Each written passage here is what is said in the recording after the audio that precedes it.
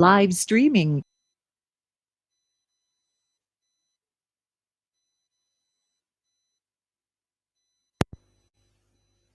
Go.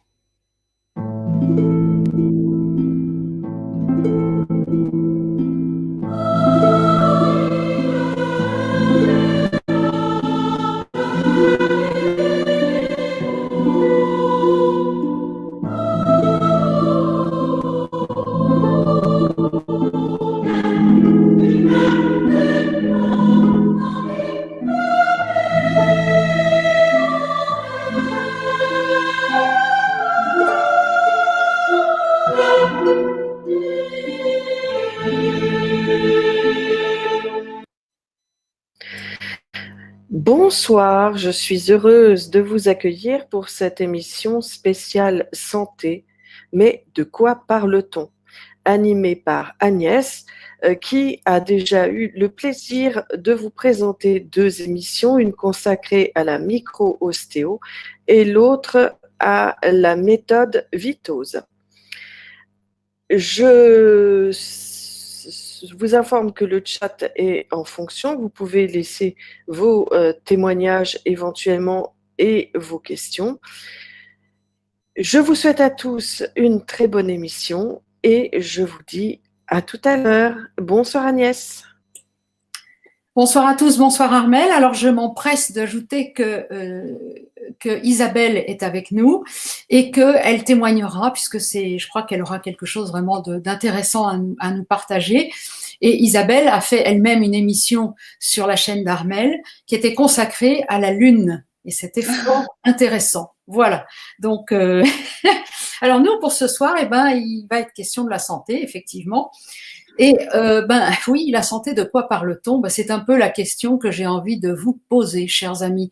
C'est quoi la santé pour vous, hein? En un mot, c'est quoi la santé? Quand on parle de santé, qu'est-ce qui vous vient, hein? On pourrait peut-être faire un rapide tour de table. Qu'est-ce qui vous vient quand on parle de santé? Qu'est-ce qui a envie de prendre la parole pour nous dire ça?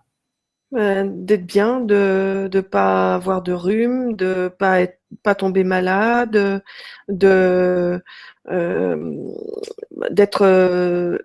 suffisamment de vitamines, d'être solide. Voilà, la santé. Pour moi, c'est ça. Ok. Il y a d'autres personnes qui veulent nous dire aussi? Écouter son corps. Écouter son corps. Alors, la santé, c'est écouter son corps. La santé, donc je relève un petit peu ce que vous venez de dire. La santé, c'est pas de manquer de vitamines, etc. Donc là, c'est être en santé. Ouais, tout à fait. La santé, c'est pas être malade. C'est ce que j'entends d'Armelle aussi.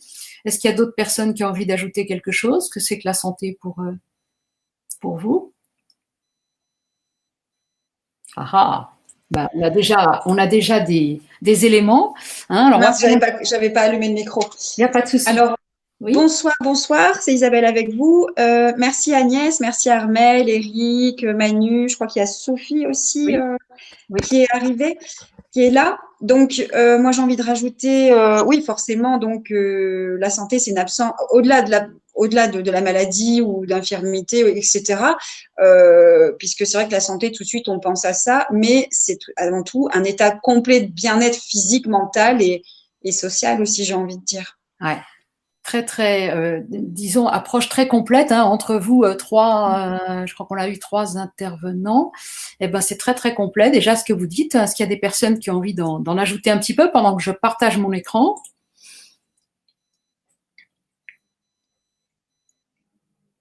Eh bien, bonsoir à toutes et à tous. Pour moi, j'ai pas vraiment d'idée. En revanche, Sarah, notre Sarah à nous, Oui. voilà, qui nous dit bonsoir. La santé, c'était tout. La santé? La santé, c'est un corps parfois en pleine possibilité de fonctionnement. Ah c'est magnifique, quelle extraordinaire définition. À vous tous, moi je crois que je vais partir, là c'est bon, l'émission est faite. Non. Non. Non, je rigole un petit peu, mais c'est vraiment intéressant, là on est vraiment au cœur du sujet. Hein. Alors, est-ce que vous voyez, enfin les personnes qui voient parmi nous, est-ce que vous voyez le partage d'écran que je viens de faire là? Oui Agnès, on le voit, hein, c'est bon. Parfait. Oui, absolument. Voilà, donc je pose vraiment là, sur cette diapo, de quoi parle-t-on? Parce que c'est vrai que santé et santé, l'absence de maladie, le avoir ce qu'il faut, le bien fonctionner, tout ça, c'est fort intéressant. Alors, on va venir au sens du mot, là, Isabelle va bien me reconnaître. De quoi est-ce qu'on parle? Le mot santé, ça vient du latin sanitas, hein, ça veut dire garder sain, S-A-I-N, bien sûr. Ça veut dire aussi préserver. Hein.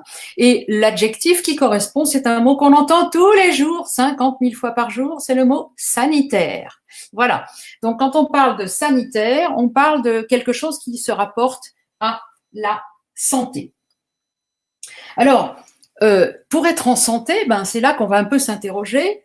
Qu'est-ce qu'il faut faire ou qu'est-ce que ça veut dire œuvrer pour sa santé et comment est-ce qu'on peut être en bonne santé, hein, ou être en santé. Voilà. Alors, pour être en santé, moi, je nous propose ce soir, mais on pourrait avoir des angles très différents, hein, c'est un angle comme un autre. Je nous propose de traiter d'abord le se connaître. Hein, donc, Isabelle nous a parlé de fonctionnement notamment. Et puis, en deuxième lieu, eh bien, de se respecter. Hein, et se respecter, ça veut dire respecter son fonctionnement. Comment je fonctionne? Et quand je sais comment je fonctionne, si je veux être en santé, eh ben, je vais respecter mon fonctionnement. Voilà. Alors, en préambule, très important, je le dis parce que ça, c'est vraiment fondamental, je ne suis pas médecin. J'informe et je ne conseille en aucune manière. Chacun est un cas unique, donc il peut avoir des réactions différentes d'une autre personne, chacun, mais quand même, nous qui sommes, nous parlons entre êtres humains et notre espèce partage tout de même beaucoup de caractéristiques communes. C'est-à-dire que nous avons des différences les uns avec les autres, c'est entendu, mais nous avons aussi des points communs, ce qui fait que quand quelque chose marche sur quelqu'un d'autre que soi, il y a des chances qu'il marche aussi sur nous. C'est pas sûr puisque nous sommes un cas unique, mais il y a quand même pas mal de points communs. Et je rappelle, je ne suis pas médecin, je ne conseille pas, hein, j'informe. Voilà, ça c'est un préambule auquel je tenais absolument.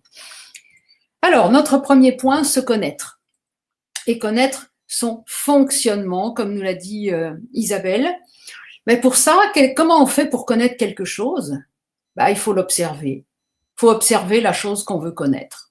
Alors, qu'est-ce qu'on va faire? Je ne sais plus le ou laquelle nous a proposé d'être à l'écoute de son corps, d'être en observation en quelque sorte par rapport à son corps. Et c'est tout à fait cette attitude. Hein, c'est pour se connaître, on va devoir s'observer.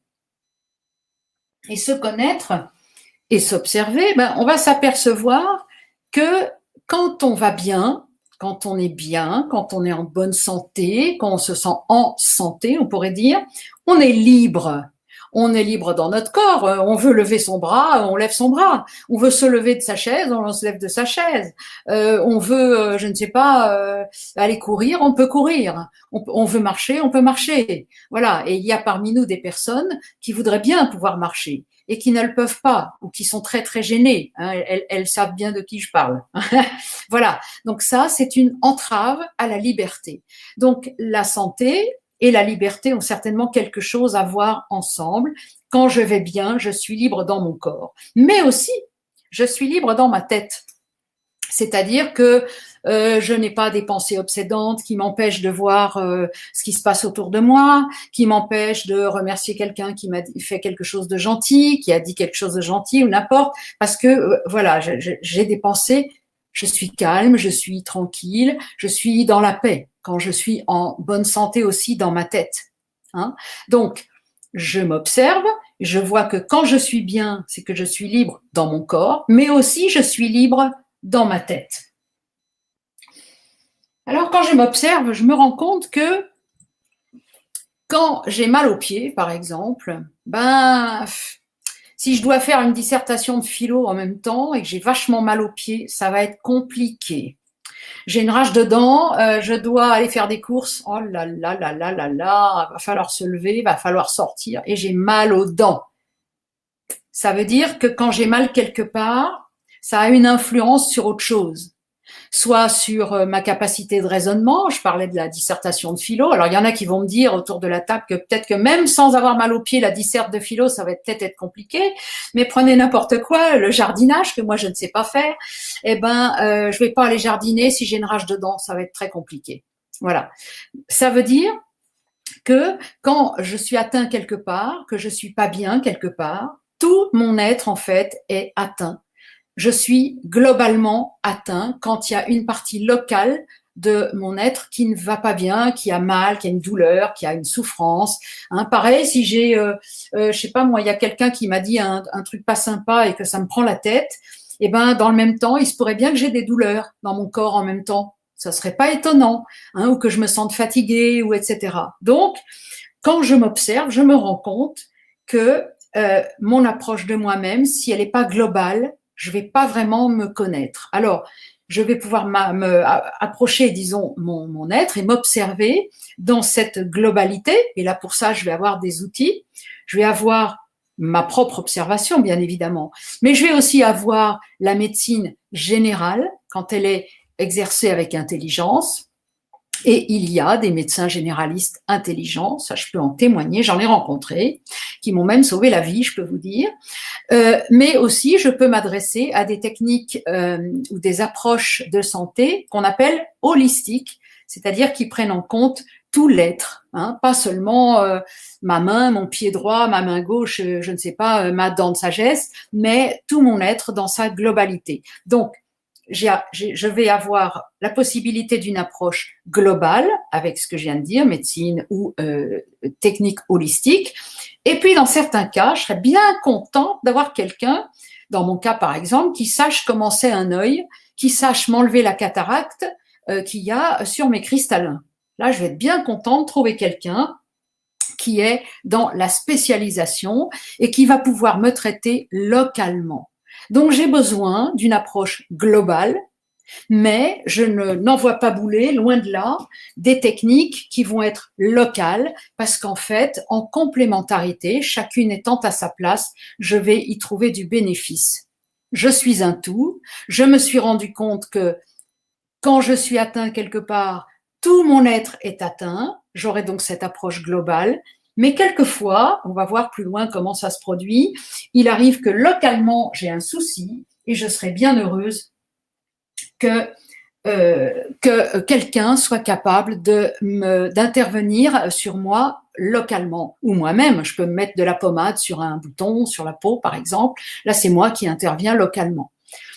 Alors, je continue dans l'idée de « je suis un tout », toujours dans l'idée de « qu'est-ce que je fais pour me connaître ». Donc, j'ai observé que je suis un tout. Peut-être que je peux observer aussi que, en fait, si je ne vais pas bien depuis un certain temps globalement, il se pourrait bien qu'un jour, localement, j'ai un organe qui tombe en panne ou qui se mette à mal fonctionner. Voilà. Donc là, évidemment, la santé, vue comme ça va déjà m'orienter peut-être d'une certaine façon dans mon observation de moi-même. Je me dis que si, par exemple, mon pancréas, il sécrète pas de l'insuline comme il faut, il en fait trop ou pas assez, peut-être qu'il y a eu un problème global que j'ai pas traité. Global, ça veut dire aussi bien dans ma tête que dans mon corps, que j'ai pas traité. Et alors, tout d'un coup, il y a mon pancréas qui dit, puisque tu t'es pas occupé de toi globalement, moi, le pancréas, localement, je vais t'expliquer que je peux plus fonctionner comme il faut. Voilà. Donc, très important, quand je vais pas bien depuis un certain temps globalement, un jour, localement, je vais avoir un problème. Alors évidemment, ce que je viens de vous dire va avoir des conséquences. Les conséquences, c'est que, évidemment, si mon pancréas va pas bien et qu'il sécrète pas l'insuline comme il faut, je poursuis mon exemple. Donc, j'ai bien compris qu'il y a quelque chose qui n'a pas été bien globalement dans mon être depuis un bon bout de temps et que je m'en suis pas occupée. Ça fait peut-être 20 ans que ça va pas bien. Je m'en suis pas occupée et j'ai déclenché ce que d'habitude on appelle une maladie qu'on appelle en l'occurrence le diabète. Voilà. Parce que mon pancréas me dit merde, il veut pas, il veut plus, il est tout déréglé, il sait plus ce qu'il doit faire, il sait plus où il habite, comme on dit, hein, et je déclenche ce que d'habitude on appelle une maladie. Je suis réputée malade. Ouais, mais en fait, si je réfléchis, je suis malade. En fait, mon pancréas, il est simplement là pour m'avertir que ça fait longtemps que je m'occupe pas de moi sur le plan global. Alors lui, du coup, il subit des dérèglements tels qu'il se met à dysfonctionner. Donc en fait, c'est pas mon pancréas qui me pose problème. C'est ce que j'ai pas traité auparavant. C'est globalement ma santé. Avant, j'ai laissé pourrir des trucs pour que, au bout de quelques années, mon pancréas se mette en rideau. Donc, j'ai pas attrapé une maladie. Simplement, je vois maintenant le symptôme de ma santé globale qui se détériore depuis longtemps. Alors, j'ai pas vu, on peut dire aussi, la maladie, c'est pas la maladie, c'est que en fait, je comprends que mon pancréas ou n'importe quoi d'autre, c'est le symptôme de mon dysfonctionnement. Hein. Et là, je vais reprendre le terme, je crois qu'Isabelle avait employé tout à l'heure. Autre conséquence, alors là, je vais loin et je pense que là, il y a des gens qui vont me brûler vive s'ils le peuvent. C'est que l'autre conséquence, c'est ce qu'a dit notre ami Claude Bernard, qui a vécu au 19e siècle, 1813-1878, qui était médecin français et qui a dit cette phrase très très connue, « Le microbe n'est rien, le terrain est tout ». Là, on pourrait dire que tout est dit. C'est-à-dire que si j'attrape quelque chose, j'attrape rien du tout. C'est que moi, mon terrain, je l'ai pas entretenu. Alors comme je l'ai pas entretenu, ou je l'ai pas nourri comme il faut, j'ai pas évacué comme il faut, on va voir ça un peu plus loin. Le microbe il est arrivé puis il s'est dit chouette, j'ai plein de déchets à bouffer, chouette, je vais m'installer là, tranquille, je suis cool quoi. Alors évidemment, si je dis que la maladie, c'est le symptôme d'un dysfonctionnement qui date de longtemps globalement, la conclusion que je vais en tirer, du moins la conséquence, un peu provocatrice, je l'avoue, je vais dire carrément que la maladie en tant que telle n'existe pas. Par contre, on peut dire qu'elle est l'absence de santé, ou elle est le symptôme de mon dysfonctionnement. Toujours dans les conséquences de ça. Hein. Je vais un peu vite, hein, on pourra revenir autant de ce qu'on veut sur tout ce que j'aborde là, parce que c'est un peu, alors c'est pas révolutionnaire dans le sens où je suis pas la première à le dire, mais c'est révolutionnaire par rapport à la façon ordinaire dont on voit la santé et la maladie. Si la maladie n'existe pas, j'arrête de lutter contre la maladie et je travaille pour ma santé. De la même façon, j'arrête de lutter contre le virus, la bactérie, le champignon, le Covid-19 et autres couillonnades du genre. Et je travaille pour avoir un bon terrain, un terrain qui soit tel que quand le Covid va passer, il va juste passer parce que comme il n'aura rien à bouffer chez moi, il va s'en aller ailleurs. Je vais l'évacuer puis terminer. Il va rien avoir à bouffer. Alors là, j'entends la faculté déjà, hein, qui va me dire que je ne sais rien de rien, ce qui est ma foi certainement vrai, mais bon, je maintiens quand même. Donc, tout ça c'est bien gentil, mais là j'ai dit ce que c'est que la maladie, ce que c'est, comment je fonctionne, un petit peu du moins j'ai dit que la maladie, c'est quand je fonctionne pas bien localement, globalement, et que il se passe des choses localement, et que aussi quand je rencontre des éléments extérieurs qui sont pathogènes, hein, c'est-à-dire qui sont pas faits pour moi, je vais les accueillir parce que je suis une poubelle ambulante en fait, et donc comme les rats dans les poubelles, hein, ils vont venir manger. Alors du coup, on est quand même en droit de se poser cette question. Alors, comment ça marche en fait ma santé? Et la réponse, ça fait des milliers d'années qu'on la connaît. On peut aller la chercher du côté de la Chine. Hein. Vous savez, un tout petit pays, là, grand comme un timbre-poste, là, vous voyez ce que je veux dire, hein. Un tout petit machin, là, de rien du tout, une petite civilisation de rien du tout, qu'on appelle la Chine, hein, qui a quand même des soignants depuis des millénaires et qui a compris comment ça marche. Bah, ça marche en équilibre, la santé. Ça marche en équilibre. Alors, en équilibre, mais en équilibre de quoi? En équilibre assez simple, qu'on va résumer un petit peu, bien sûr. Hein. Là, j'ai bien conscience que mon exposé, c'est vraiment selon un angle, bien sûr. Hein.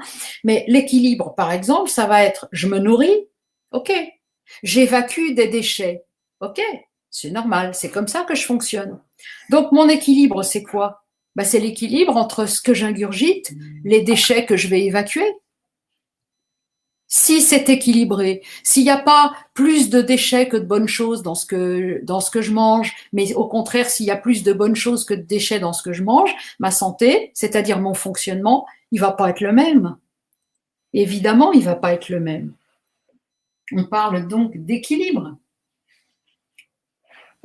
Alors, maintenant que je comprends, parce que je me suis observée, que je fonctionne bien si je cherche l'équilibre, que la maladie, en fait, c'est le symptôme d'un dysfonctionnement qui date depuis longtemps et qui est global et qui, tout d'un coup, m'apporte un symptôme local. Si je commence à comprendre tout ça, je vais pouvoir passer à la deuxième phase. Vous savez, c'était s'observer, là, savoir se connaître. Ben maintenant, on va passer à se respecter. Alors, se respecter, ça veut dire que si je suis un moteur de voiture, je ne vais pas mettre de la confiture d'orange dans mon moteur de voiture, hein. Je vais mettre de l'essence. Donc, dans mon corps, ben, je ne vais pas lui mettre des trucs qui font qu'il ne va pas bien fonctionner pour des raisons digestives diverses et variées. Hein. Comme mon moteur de voiture, hein, avec la confiture d'orange, là, ça ne va vraiment pas le faire. Hein. Il ne va pas marcher, ça c'est clair. Hein. Ben, mon corps, si je lui fous des trucs qui ne sont pas faits pour lui, ben, ça ne va pas marcher non plus. Voilà. Parce que mon corps, qu'est-ce que je vais faire? Je vais donc m'alimenter, je vais évacuer mes déchets, c'est mes principales activités, mon principal fonctionnement, ça va être ça. En fait, nous sommes des machines à transformer les aliments, à les utiliser comme énergie, à utiliser cette énergie et évacuer ce qui ne nous sert pas. Et ça, je vais le faire, comme on l'a dit au début, comme c'est global. Mon être, il est à prendre tout dans sa globalité. Je vais le faire dans mon corps, mais je vais aussi le faire dans mes pensées. Alors, j'ai des questions sur le chat. Est-ce que je les pose maintenant ou plus tard? Alors, voyons ce que c'est comme question. Ça dépend un petit peu. Vas-y. Alors, j'ai une question de Kezia Mose, qui est de Polynésie. Oui. Bonsoir. Bonsoir, Kezia. Est-ce que les ressentis énergétiques font partie de la santé? Des sensations hématiques? Alors, on va dire que la santé, savoir si on est en santé, c'est se connaître. Certainement que ces ressentis sur soi-même ou sur les autres pour aider les autres vont faire partie des moyens qu'on pourra utiliser pour la santé. Mm-hmm. Puisque ça va être un moyen de se connaître ou de connaître les autres. D'accord. Hein, bien entendu. Voilà. C'est bon, il y a d'autres questions? Deuxième question, c'est Valérie qui la pose. Alors, vas-y. Alors Valérie, elle nous dit, coucou, si on attrape quelque chose, c'est la conséquence. Non, c'est plutôt une affirmation apparemment. Oui. Si on attrape quelque chose, c'est la conséquence de notre terrain éternel. Interne. Alors, je crois que c'est exactement ce que je viens d'expliquer. Voilà. Hein. Donc, c'est tout à fait, voilà, c'est exactement ce que je suis en train de dire. Donc, on est bien d'accord. C'est bon, je peux continuer ou il y a d'autres questions? C'est tout, oui. D'accord. Alors, on va remonter un petit peu. Vous vous rappelez qu'on a bien indiqué que comment ça marche? Ben, ça marche avec de l'équilibre. Voilà. Alors, mon équilibre, ben, je me nourris, hein, j'évacue mes déchets et je comprends que je dois vivre un équilibre entre ces deux fonctions. Alors, si je me respecte, je vais donc pas mettre n'importe quoi dans ma machine. Hein. Je vous ai parlé de la confiture d'orange pour rigoler. Mais bon, sûr que si je donne quelque chose à manger à mon corps qui lui convient pas, ça va pas tellement le faire. Ça va pas bien fonctionner. Mais c'est la même chose pour mes pensées aussi, hein, pour mon mental. pour mon affectif aussi. Je parle des pensées, mais c'est un petit peu pour simplifier. Mais on peut considérer l'affectif, le mental, tout ça aussi, bien entendu. Donc, aussi dans les pensées, je vais avoir une alimentation. Si je m'alimente qu'avec des événements négatifs, des gens négatifs qui n'arrêtent pas de me répéter toute la journée des trucs négatifs, mes pensées, ça va commencer à mal se passer. Je vais commencer à être obsédée par des trucs négatifs qui vont m'empêcher de voir le positif. Donc ça va me gêner dans ma vie mentale. Et dans mon corps, on a expliqué aussi. Donc, il va falloir que j'alimente de manière saine mon corps, mes pensées, tout mon être, et que je puisse aussi me respecter et évacuer ce qui est du déchet de manière équilibrée. Alors, je crois qu'on peut affirmer à peu près que si mon corps va bien, mes pensées vont bien, et si mes pensées vont bien, mon corps va bien.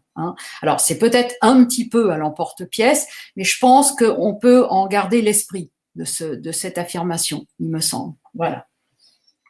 Alors, l'équilibre des pensées, vous allez me dire. Ah ouais, l'équilibre des pensées, t'es sympa Agnès, mais enfin, quand j'ai des pensées négatives qui arrivent, j'y peux rien. Ma réponse, elle est oui. Quand la pensée survient, je n'y peux rien. Mais par contre, ce que je fais de cette pensée ou de ces pensées, là, j'y peux quelque chose. Là, je suis responsable de ce que je fais de mes pensées. Je peux pas les empêcher de survenir. Mais par contre, là, j'ai le choix de ce que j'en fais. Alors, qu'est-ce que je peux faire avec mes pensées? Une pensée arrive. Je peux décider de la garder et même de la cultiver parce que c'est un truc très intéressant. Je ne sais pas, c'est une pensée qui me fait du bien. C'est une pensée qui va déboucher sur des actions positives et intéressantes pour moi et pour les autres. Je décide de garder cette pensée, de la cultiver, même d'aller plus loin, de l'approfondir, etc. Je peux aussi décider de mettre cette pensée de côté. Par exemple, si je veux faire ma liste de courses pour demain, je pense que c'est pas le moment de la faire. Pour le moment, je suis avec vous dans l'émission. Je suis pas en train de faire mes courses pour demain matin. Donc, il sera temps de faire ma liste de courses après l'émission. Donc, je vais mettre cette pensée de côté et elle sera utile demain ou ce soir ou je sais pas, mais plus tard. Et puis, je peux aussi décider d'éliminer la pensée. Parce que cette pensée qui me vient, ou cette émotion, elle est négative, elle ne me sert à rien. Exemple, je regrette d'avoir agi comme ceci, comme cela. Je peux plus rien faire, c'est passé, c'est terminé. Alors, si je peux réparer, je répare. Si je peux pas réparer, c'est tout. Je vais passer à autre chose, voilà. Ou bien autre chose, par exemple, je m'inquiète parce que demain matin j'ai un rendez-vous. Bon, est-ce que mon inquiétude va m'aider pour mon rendez-vous de demain? Certainement pas. Ça va me tendre, ça va me faire passer une mauvaise nuit, ça va servir à rien. Donc cette pensée-là, je vais l'éliminer. Et c'est là que je rejoins des interventions que j'ai faites par le passé, la méthode Vitose par exemple, mais il y a aussi d'autres choses, bien sûr, il y a la sophrologie, il y a des tas d'autres approches, ou la méditation en tout genre, qui peut me permettre d'éliminer la pensée qui ne me sert à rien. Donc, la pensée survient, je n'y peux rien, mais ce que j'en fais, là, j'ai une pleine responsabilité de ce que je fais de la pensée qui survient. Alors, l'équilibre du corps, on a parlé de l'équilibre mental, des pensées, etc. On parle de l'équilibre du corps maintenant. Et c'est peut-être ce que vous attendez tous. Non, je rigole un petit peu, mais c'est peut-être l'angle qu'on va un peu développer aussi. C'est, j'observe ce qui convient à mon corps et donc, qu'est-ce que je fais? Je vais orienter mon alimentation. Je vais orienter mon alimentation vers ce qui convient à mon corps. Alors là aussi, j'ai décidé, mais j'aurais très bien pu décider tout autre chose, mais j'ai pris cet angle de détailler un petit peu le côté alimentaire, puisque d'autres fois j'ai détaillé plutôt le côté psychologique avec le Vitose, le côté énergétique avec la microstéo. Cette fois, je développe un peu plus le côté alimentaire, et c'est là, je pense que Isabelle aura certainement des choses à nous dire tout à l'heure.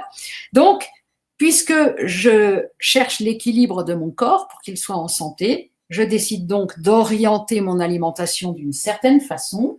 Et là, je vous propose différents chemins, mais il y en a plein d'autres, différents chemins. J'en ai pris 2, pas au hasard parce que c'est des chemins que je connais.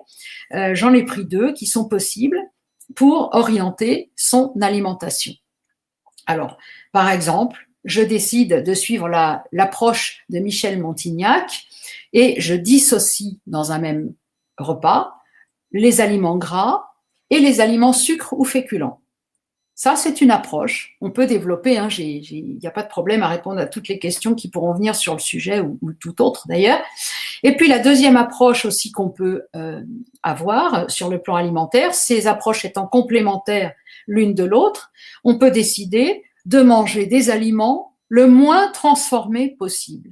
Alors là, il y a deux chemins qui sont souvent complémentaires.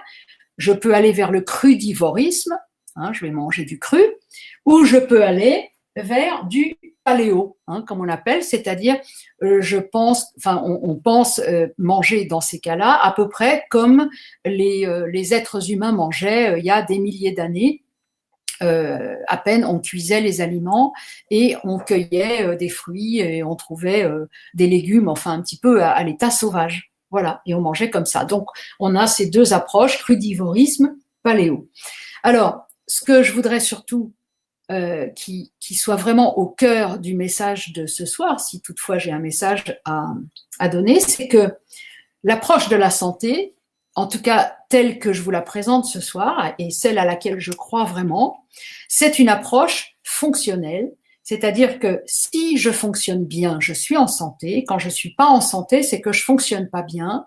Et toutes les maladies et autres machins que j'attrape, etc., ou dysfonctionnements divers, viennent du fait que globalement, j'ai laissé s'installer un dysfonctionnement qui, localement, va se révéler par un organe qui se met en vrac, ou parce qu'un virus va passer par là, ou une bactérie, et va faire, ou un champignon, et ils vont faire leur chou gras de la poubelle que j'ai laissé s'installer dans mon corps. Voilà.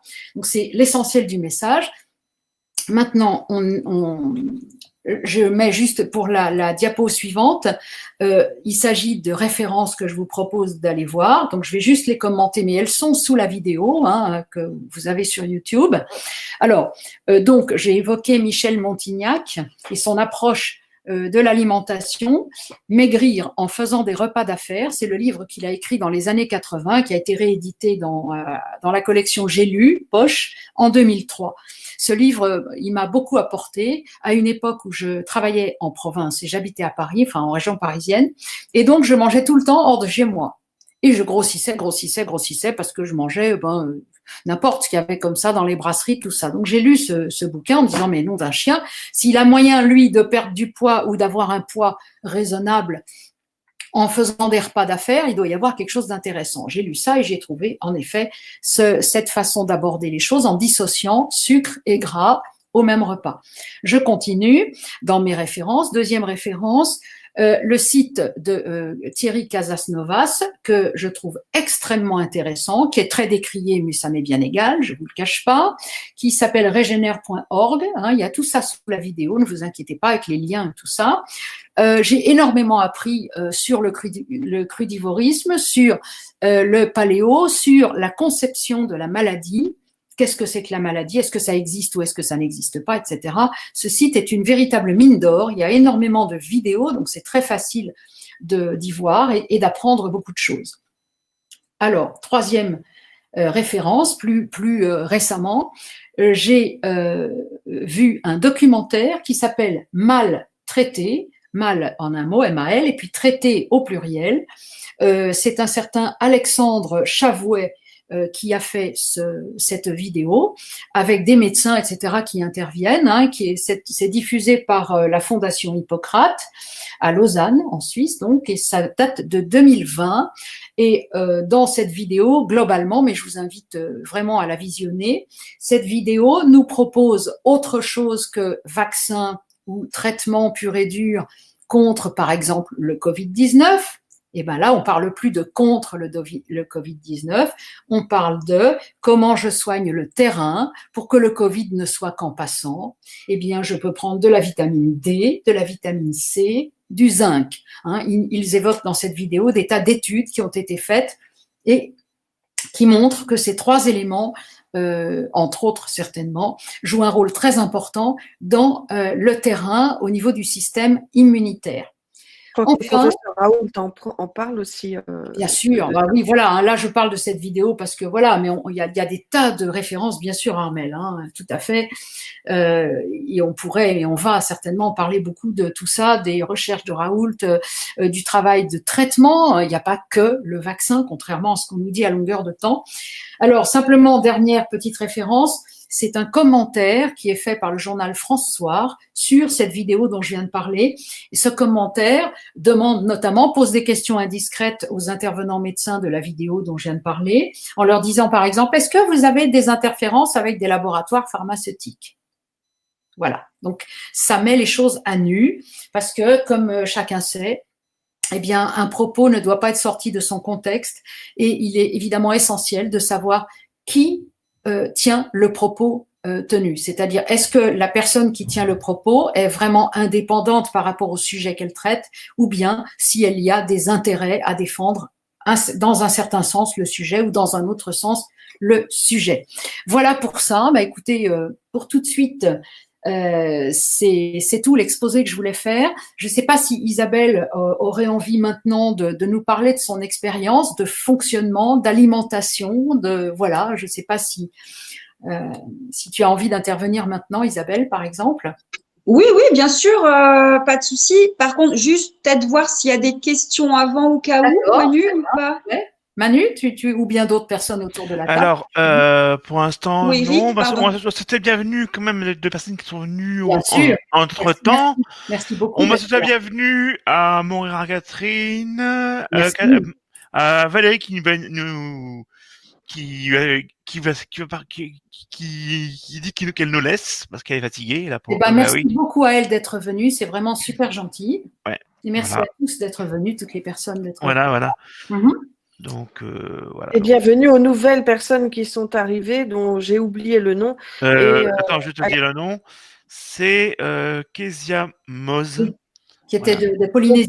Absolument. Voilà, Kezia Moz, bienvenue. N'hésitez pas à partager, liker, vous abonner si ça n'est pas déjà fait et activer la petite cloche des notifications pour être sûr de recevoir toutes nos vidéos. Et vous qui écoutez, n'hésitez pas à partager le plus possible car là, on voit un autre aspect de se défendre contre justement le Covid notamment. Hein. Donc, n'hésitez pas à partager.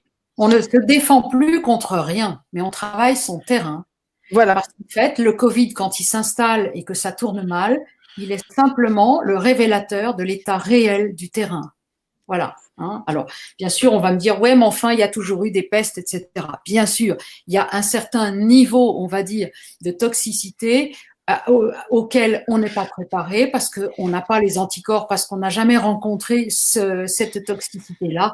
Bien entendu, ça arrive aussi. Hein. Il ne s'agit pas de dire que dans mon propos, tout est englobé et que je détiens la solution de tout. C'est pas du tout l'objet de ce que je viens de dire. Alors, juste pour information, on peut développer aussi quelques éléments, comment ça se passe au niveau de l'évacuation des déchets.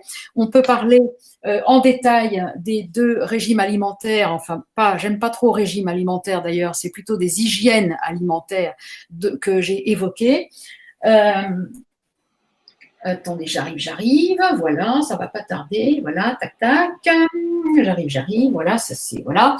Donc, on peut aussi donc détailler ces deux façons de s'alimenter. Voilà, je crois que c'est tout ce que je peux vous proposer. Donc ça, ce sont des annexes, mais on peut aller plus loin si ça vous intéresse. Voilà. Alors, j'en profite pour vous informer que vous serez privé pendant quelques secondes de la conférence à partir de 20 minutes à peu près, dans 20 minutes, mais nous reviendrons bien vite. Hein, vous savez, vous qui suivez l'émission de voyance,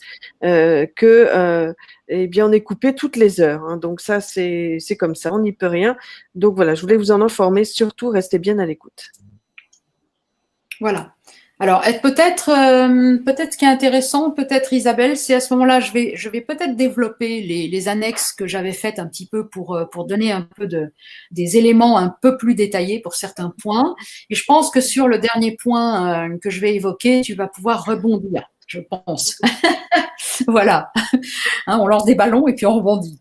Alors, les personnes qui ont la chance de voir peuvent voir que alors, sur leur écran, annexe 1, 2, circulation. Eh bien oui, mesdames et messieurs, nous n'avons pas qu'une circulation, nous en avons deux. Alors vous allez me dire, oui, la petite et la grande. Oui, d'accord. Mais là, il s'agit des deux circulations sanguines. Or, nous n'avons pas qu'une circulation sanguine. Nous avons aussi, et extrêmement importante, et généralement passée sous silence, malheureusement, nous avons aussi une circulation lymphatique. Alors, la lymphe, c'est quoi? La lymphe, c'est quelque chose, c'est un plasma. Donc, ça ressemble énormément, c'est un liquide, on va dire, un peu visqueux, mais qui ressemble au sang, sauf qu'il n'y a pas de globules dedans, enfin, il n'y a pas de globules rouges dedans, pour être précise. Il y a des globules blancs, par contre. Il y a ce qu'on appelle des lymphocytes, des cellules spécifiques à la lymphe, mais qui sont très voisines avec les globules blancs. Et la lymphe, son rôle, et il est très différent du sang, c'est que la lymphe, elle est là pour justement transporter les déchets vers les émonctoires et évacuer les déchets. Alors, c'est quoi un émonctoire? Eh bien, un émonctoire, c'est un organe qui excrète les déchets. C'est-à-dire, c'est un truc qui sort de lui-même ce qui est du déchet. Je parle beaucoup là de la lymphe parce qu'on nous parle tout le temps du sang qui alimente les cellules, très bien, qui donne à manger, qui rembarque aussi les déchets qui vont aller dans la lymphe ensuite. Mais vraiment, la lymphe, elle n'est pas suffisamment prise en compte. Et du coup, je pense que beaucoup de soucis des personnes viennent soit d'une non prise en compte justement du fonctionnement lymphatique et aussi de l'ablation pour certains, j'en ai été, de certains ganglions lymphatiques qui sont en fait des stations d'épuration de la lymphe. Et quand on les enlève, et ben forcément, on est embêté pour évacuer les déchets que l'on doit évacuer comme tout un chacun. Et le ganglion auquel je pense, c'est les amygdales, les deux ganglions qu'on a à la base de la gorge, les amygdales. Qui ont été à une époque enlevés à tour de bras aux enfants. Dès qu'ils avaient 4 rhumes ou une otite, on enlevait les amygdales. Et on avait le grand tort parce que, eh bien, on enlève à l'enfant futur adulte des possibilités d'immunité, bien évidemment, et de nettoyage et d'évacuation des déchets. Voilà. Donc, le système lymphatique, et les émonctoires, je vous les énonce. Donc, il y en a un qui rejette pas directement dehors, c'est le foie, mais il a des quantités de fonctions, le foie, mais il en a une qui est par la bile de traiter les déchets. Il y a les reins, nous connaissons l'urine, par lequel le rein envoie les déchets vers l'extérieur. Nous avons le côlon, donc le gros intestin, qui envoie par les selles les déchets vers l'extérieur. Nous avons la peau, qui envoie les déchets vers l'extérieur par la sueur. Et nous avons bien sûr les poumons qui envoient les déchets vers l'extérieur également par l'air que nous expirons, par le gaz que nous expirons, on va dire, de manière plus précise. Alors, la lymphe suite, parce que ça me paraît important de le savoir pour s'observer et bien se respecter. Autant le sang est propulsé par le cœur, donc à partir du moment où la pompe cardiaque fonctionne bien et que les artères ne sont pas bouchées, ou les veines, puisque selon qu'on est dans la petite ou grande circulation, c'est des artères ou des veines, où le sang est propulsé en provenance du cœur. Si tout va bien, qu'on fonctionne bien, le sang est vraiment bien propulsé. Il fait le tour du corps et il va à toute vitesse d'ailleurs, il va très très vite. Mais la lymphe, c'est pas du tout la même chose. La lymphe, c'est un produit, comme je vous le disais, qui est un peu visqueux et qui n'est pas propulsé de la même manière. Elle est propulsée uniquement par les mouvements musculaires et osseux, squelettiques. Ça veut dire que si nous ne pratiquons pas d'exercice physique, nous avons beaucoup de problèmes pour évacuer nos déchets par notre système lymphatique. Donc ça, je pense que ça peut apporter des informations du pourquoi, du comment. Évidemment, si on ne bouge pas, c'est compliqué d'évacuer des œdèmes, des choses comme ça, qui sont simplement un encombrement du système lymphatique. Alors, je ne dis pas dans tous les cas, mais dans beaucoup de cas. Je passe à l'annexe 2. Donc là, je vous présente les deux approches alimentaires qui sont possibles. Il y en a d'autres, mais en tout cas, c'est deux que je connais vraiment bien pour les avoir pratiquées moi-même et pour même les pratiquer à l'heure actuelle. Donc, l'approche de Michel Montignac, qui était un pharmacien et chimiste, donc il s'est interrogé sur la digestion, comment ça se passe. Et on sait depuis fort longtemps que quand on digère du sucre, eh bien, certaines substances sont produites, notamment par le pancréas, et quand on digère du gras, eh bien, ce sont d'autres substances qui sont produites pour la digestion du gras. Voilà. De même, le stockage, le gras, on peut le stocker, ou bien on peut au contraire l'utiliser, le brûler. Dans ce cas-là, il se transformera en sucre pour être utilisé. Voilà. Alors, le principe de Michel Montignac, je vais expliquer ensuite le détail, mais c'est de ne pas mélanger au même repas le sucre ou féculent, puisque tout amidon se transforme dans la bouche au contact de la salive, se transforme en sucre, en glucose, voilà, en maltose, je ne me rappelle plus, mais enfin, c'est de toute façon du sucre. Donc, sucre ou féculent, c'est la même chose, un repas, donc ne pas mélanger sucre féculent d'une part et gras d'autre part. Alors, on entend par sucre ou féculent, évidemment, des fruits, des desserts sucrés en tout genre, des pommes de terre, c'est un féculent, des pâtes, du riz. Alors, on peut traiter aussi les légumineuses, c'est-à-dire les pois chiches, les flageolets, les lentilles. On peut les mettre dans sucre féculent, mais elles ont un élément dont je vais parler après qui fait qu'elles sont classables un petit peu en marge. Et puis de l'autre côté, les gras, les viandes, les poissons, beurre, fromage, tous les produits laitiers bien entendu, les huiles en tout genre, les produits gras, voilà. Donc l'idée de Montignac, c'est de ne pas mélanger lors d'une même digestion les produits sucres féculents d'une part et gras d'autre part. Alors pourquoi? Parce que le gars, il s'est rendu compte que alors certainement qu'on le savait, mais il a érigé ça en système qui est fort intéressant, il l'a théorisé, on va dire. Quand on mange donc des produits sucrés, le pancréas sécrète de l'insuline, dont j'ai parlé tout à l'heure, et l'insuline, eh bien, sa fonction, quand elle voit du gras, l'insuline, elle le stocke. Elle stocke le gras, l'insuline, au lieu de lui permettre d'être utilisé, transformé en sucre et utilisé. Or, quand donc si on mange du sucre, l'insuline, hop, elle est sécrétée par le pancréas. Si on mange du gras en même temps, on va avoir la présence d'insuline pendant qu'il y a du gras à digérer. Que va devenir le gras? Il va partir dans ce qu'on appelle les tissus adipeux. Et puis quand les tissus adipeux sont complètement saturés, ça va finir par faire des kystes, ça va faire tout un tas de choses. Ça va dysfonctionner de partout, bien entendu, parce qu'il y aura trop de gras. On n'aura pas l'équilibre, il y aura un excès de gras. Voilà. Alors, donc, l'équilibre sera, on mélange pas au même repas le sucre et le gras. On va se rendre compte en même temps, ça c'est une sensation, je l'ai pas noté dans la diapo là que je vous présente, mais c'est une sensation très surprenante quand on fait ça au début, quand on suit cette hygiène alimentaire au début, c'est qu'on n'a plus faim à la fin du repas et pourtant on n'a pas la gonflette, ce que j'appelle. L'estomac il n'est pas tout gonflé, pas du tout, il reste tout souple, tout machin, et pourtant on n'a plus faim.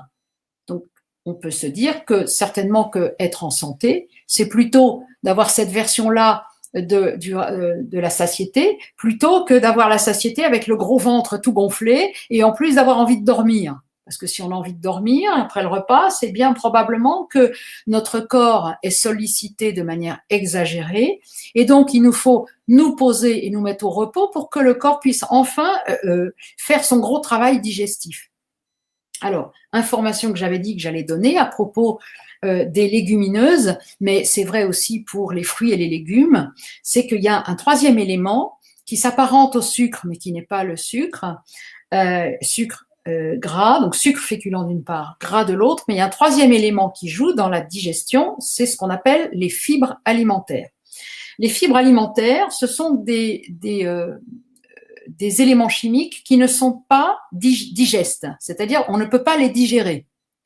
Ils ne sont pas mauvais du tout pour l'organisme, bien au contraire, ils sont excellents parce qu'ils permettent notamment d'entraîner les sels, par exemple, dans le gros intestin, donc ils sont absolument indispensables, mais ils ne sont pas faits pour être digérés, ils sont faits justement pour aider la digestion sur le plan mécanique. Alors, ils ont une propriété intéressante, elles ont, ces fibres, une propriété intéressante, c'est que elles ralentissent la digestion des sucres. Ah, mais c'est que ça va nous intéresser beaucoup, cette affaire-là, parce que Du coup, quand on va se dire, faut pas que je mange sucré gras parce que quand mon pancréas va sécréter de l'insuline et que je vais manger du gras en même temps, je vais stocker le gras. Ah bah ouais, mais si dans mon alimentation, dans le même temps, il y a une grosse majorité de fibres alimentaires, alors la digestion du sucre sera ralentie, le gras sera digéré d'abord, sera peut-être transformé en sucre, ça va dépendre de la situation, et en tout cas, la digestion du sucre se fera de manière beaucoup plus lente. Et donc, j'aurai une montée d'insuline beaucoup moins importante de la part du pancréas, et du coup, je stockerai beaucoup moins mon gras, je ne deviendrai pas obèse, je serai en bonne santé parce que j'aurai un juste équilibre, j'allais dire, entre maigre et gras dans mon corps. Voilà. Alors, donc j'ai développé pour Montignac. Voilà, Montignac, je vous ai expliqué. Alors maintenant, j'ai évoqué aussi une autre approche alimentaire qu'on appelle le crudivorisme. Alors, le crudivorisme, c'est manger le plus possible cru. Alors, il y a des jusqu'au-boutistes qui ne mangent que du cru. Je n'en suis pas, mais je fais partie de ceux qui mangent le plus possible cru. Alors, pourquoi ? Pourquoi manger cru ? Il y a deux raisons. La première raison, c'est que nous sommes constitués essentiellement de ce qui ne nous appartient pas. Je m'explique. L'immense majorité des cellules qui nous habitent sont des cellules de bactéries, sont des champignons, sont des virus, sont toutes sortes d'éléments qui ne sont pas nos propres cellules. Et nous sommes majoritairement constitués de ça. Il faut bien le savoir. Mais la majorité, elle est énorme. C'est genre 3/4 de ces éléments-là et 1/4 de nos cellules propres. C'est un truc énorme. Ça veut dire que nous ne pouvons pas vivre si nous ne nous alimentons pas en bactéries, en champignons, en virus, mais en virus bénéfiques, les choses qu'on appelle saprophytes. Pour les bactéries, on les appelle saprophytes. Peu importe, bref, les choses qui nous sont bénéfiques, qui sont utiles pour notre fonctionnement. Donc, où est-ce qu'on va les trouver, ces choses ? On va les trouver dans une alimentation vivante. Vivante, ça tombe bien parce que quand je vais manger une salade, que je ne vais pas la cuire, qu'elle est à peine cueillie et que je la mange aussi vite que je peux, elle est encore toute vivante, ma salade, en fait. Elle est toute fraîche, elle est encore toute vigoureuse. Voilà, donc je peux dire que je mange pratiquement du vivant, quoi. Voilà. Et puis, la deuxième chose pour laquelle le crudivorisme est intéressant aussi, c'est que plutôt la conséquence de ça, c'est que je vais cuire le moins possible. Pourquoi faire ? Eh bien, pour ne pas détériorer ou détruire carrément toutes les vitamines, les minéraux que je vais trouver dans mon alimentation. Alors, faut savoir que j'ai besoin pour vivre de minéraux, de vitamines. J'ai besoin comme je vous l'ai dit, de bactéries, de champignons, etc. Et même pour digérer les aliments, en fait, c'est mes bactéries, mes champignons et tout qui assurent la digestion. De la même façon que le compost, il se fait dehors avec des tas de petits vers et tout ça qui viennent bouffer je sais pas quoi, le compost qu'on a mis et qui le transforme en terre au bout d'un certain temps. De la même façon, pour transformer mon alimentation en sel et en urine ou mon air que je vais expirer ou en sueur pour ma peau, etc., eh bien, je vais avoir besoin de toutes ces bactéries et de tous ces champignons. Alors, évidemment, ces bactéries et ces champignons, en fait, ils se font un peu la guerre en permanence. C'est un genre d'écosystème, c'est même tout à fait un écosystème. C'est-à-dire que si j'ai trop de champignons et prennent le dessus sur les bactéries, je suis pas en bon état de santé, je vais pas bien fonctionner. Et si l'inverse est vrai, je vais pas bien fonctionner non plus. Si j'ai trop de bactéries, pas assez de champignons, ça va pas le faire non plus. Donc, ce sont deux éléments qui se disent tiens, face à face, mais bon, ils cohabitent ensemble parce qu'il y a un équilibre, là encore, équilibre, qui va se faire entre les deux. Donc, si je mange du vivant, donc aussi le moins cuit possible, je vais avoir tous ces éléments vivants, les bactéries, les champignons, les moisissures, tout ça est extrêmement utile. Et en même temps, j'aurai les nutriments, les micronutriments, c'est-à-dire les vitamines et les minéraux. Voilà pour le crudivorisme. On va passer... Alors, oui. j'aurais une question à ce sujet. Enfin, moi, c'est pas vraiment du cru. Mais moi, j'ai l'habitude de prendre, par exemple, alors moi, je rends pas cru, attention. Oui. Les viandes rouges bleues. Bleu, oui. Qu'est-ce que tu en penses là-dessus?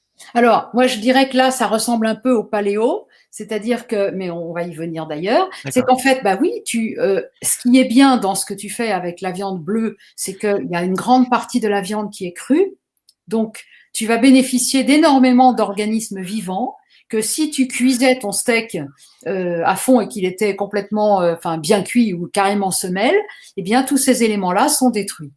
Donc, par rapport à toi, que tu te sens bien apparemment en mangeant ta viande comme ça, Ouais. oui, tu bénéficies d'énormément de choses, enfin d'éléments vivants qui sont dans la viande, dans la partie crue que tu vas manger. Ok. C'est bon? Je peux Oui, continuer? c'est bon, vas-y. D'accord. Alors, je passe à l'annexe 4, le paléo, l'alimentation paléo. Alors, paléo, parce que paléolithique, bon, voilà, alors, parce que c'est ce qu'on s'imagine que les êtres humains mangeaient à cette époque paléolithique, bon, ou le début du paléo, voilà. Alors, le principe, c'est de manger le moins transformé possible. On part d'une fiction probablement, mais en partie vraie, qui est que, évidemment, quand les êtres humains vivaient de cueillette dans la forêt tropicale, c'est clair qu'ils cuisaient rien du tout. Ils mangeaient cru et ils mangeaient pas transformé. Ils prenaient le fruit, ils mangeaient comme ça. Ou ils prenaient le bout de racine qu'il y avait par terre et ils mangeaient comme ça. Ils cuisaient pas le truc. Surtout en pays tropicaux, je pense pas qu'ils cuisaient des masses il y a des milliers d'années. Mais bon. Donc l'idée, c'est aussi de manger le moins transformé possible, le moins mélangé également possible. C'est-à-dire que ce qui va être intéressant dans cette approche-là, c'est des approches complémentaires, tout ça. Dans cette approche-là, ce qui va être intéressant, c'est que le corps va avoir assez peu d'efforts à faire pour assimiler l'aliment qu'on va lui donner. Par exemple, si je décide à midi de manger uniquement du raisin, le corps, il a à sécréter les produits, les sucs alimentaires, les sucs, digestifs, uniquement adaptés à la digestion du raisin. Si par contre, je vais prendre du raisin et une pomme, alors je reste dans la sphère du fruit, donc c'est intéressant, c'est déjà pas trop éloigné l'un de l'autre, mais c'est déjà un petit peu plus complexe, donc je vais avoir un effort digestif plus important à faire, je vais devoir sécréter des produits un peu différents, dans des proportions différentes et dans un temps différent. Peut-être, probablement que mon raisin risque d'être digéré avant ma pomme, peut-être, je ne suis pas sûre là de ce que je dis, mais il se peut qu'il y en ait un qui soit digéré avant l'autre, donc j'aurai pas forcément les mêmes sucs au même moment, donc ça va complexifier un petit peu mon processus digestif. À chaque fois que je complexifie mon processus digestif, je peux, c'est pas sûr bien sûr, dans le cas du raisin et des pommes, il n'y aura pas de souci, mais je peux ressentir cette fameuse sieste, ce fameux besoin de sieste après le repas, bien connu des gros mangeurs, voilà. Alors, donc, le moins transformé et mélangé possible, donc vous le comprenez, le moins transformé, ça va très loin. Ça veut dire que tous les plats cuisinés du commerce, c'est non. Ça veut dire que la charcuterie, le moins possible. Voilà, ça a des conséquences. Ça veut dire que quand j'achète un jus de fruits qui est censé être frais, je lis comme par hasard que sa date de fin de validité, elle est dans 2 mois, mettons, j'ai n'importe quoi, mettons dans 2 mois. Vous imaginez bien que si le produit est vraiment authentique, il durerait pas 2 mois, parce que toutes les bactéries qui sont vivantes dedans, etc., vont se transformer et le produit sera, de notre point de vue à nous, alimentaire, il sera abîmé dans 4 jours. Donc, s'il se garde, c'est pourquoi? C'est parce qu'on y a tué toutes les bactéries et autres champignons qui étaient dedans et qui nous auraient bien intéressés du point de vue nutritionnel. Donc, il faut bien comprendre que, par exemple, le lait UHT, c'est juste catastrophique. Il y a absolument plus rien à bouffer dedans. Plus rien. C'est dégueulasse, en plus, ça n'a pas de goût. Voilà, c'est juste un liquide blanc, c'est à peu près tout. Voilà. On peut faire le lait entier, mais on n'en trouve plus maintenant dans le commerce, du lait frais. Oui, il y a beaucoup de soucis, mais bon, on va en parler du lait d'ailleurs. Je pense que aussi Isabelle va nous en parler. Donc, manger le moins transformé et mélanger le moins mélangé possible. Voilà, donc le plus authentique et aisé à assimiler. Et puis également, le paléo, des aliments correspondant à notre fonctionnement digestif. Alors, c'est là qu'on arrive aux produits laitiers, n'est-ce pas?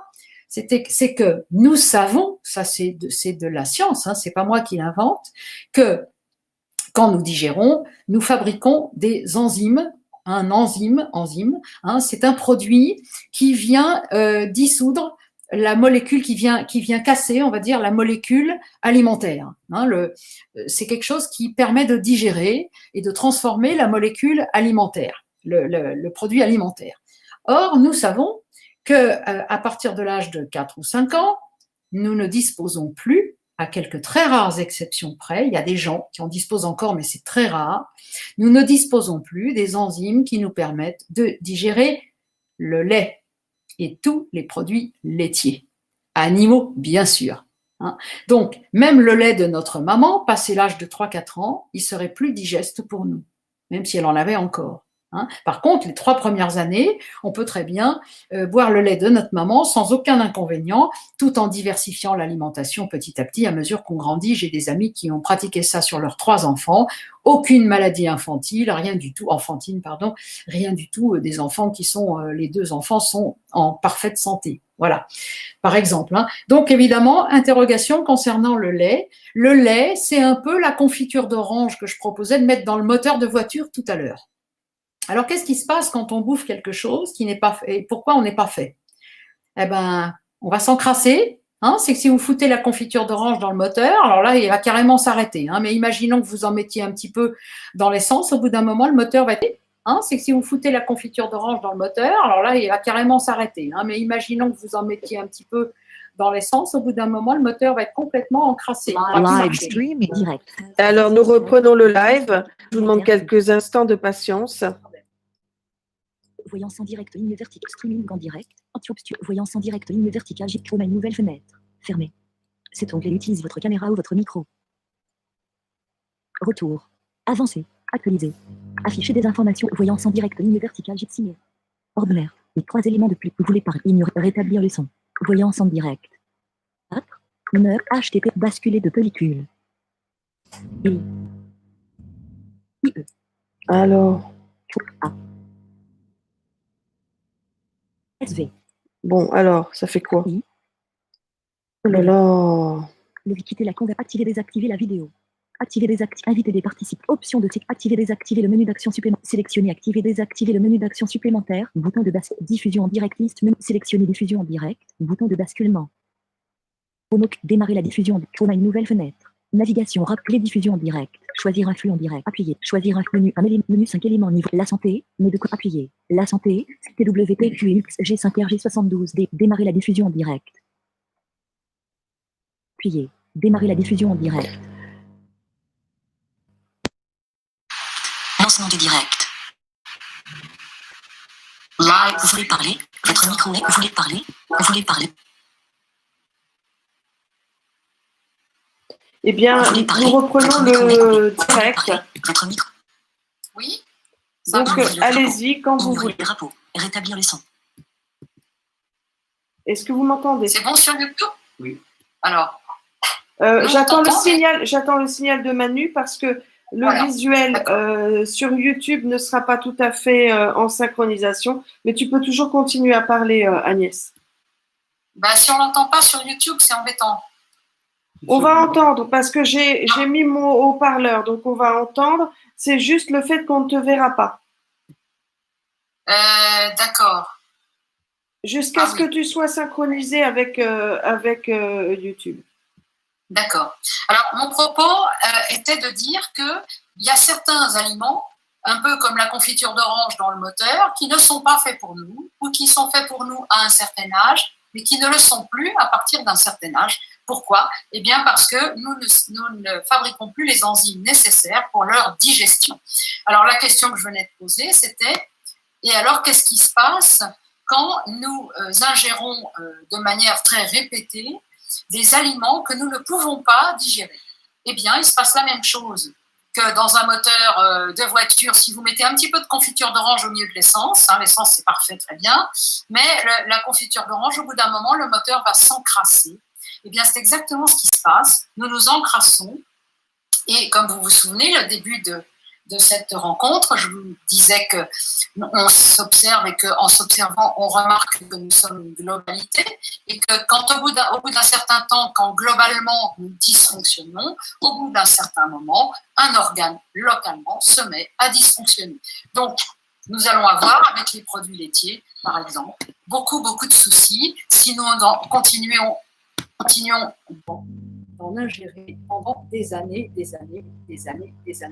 Alors, on n'aura pas d'ennui si on en mange une fois tous les 3 mois, mais et puis après, Vous voulez parler? Votre micro est coupé. Rétablir le son. Rétablir le son. Vous voulez parler? Votre micro est coupé. beaucoup de soucis. Là, peut-être que je témoignerai, mais je pense que Isabelle aura beaucoup de choses à nous dire. Ben, nous avons hâte d'entendre Isabelle. Votre micro est coupé. Vous voulez parler? Rétablir le son. Vous voulez parler? Alors. Donc, moi déjà, oui, je voudrais témoigner par rapport à tout ça, à l'alimentation qui est une bonne alimentation qui finalement est un peu de la prévention. Quelque part, c'est de la prévention contre certaines maladies. Moi, j'ai envie de dire que l'alimentation, c'est déjà la première des médecines.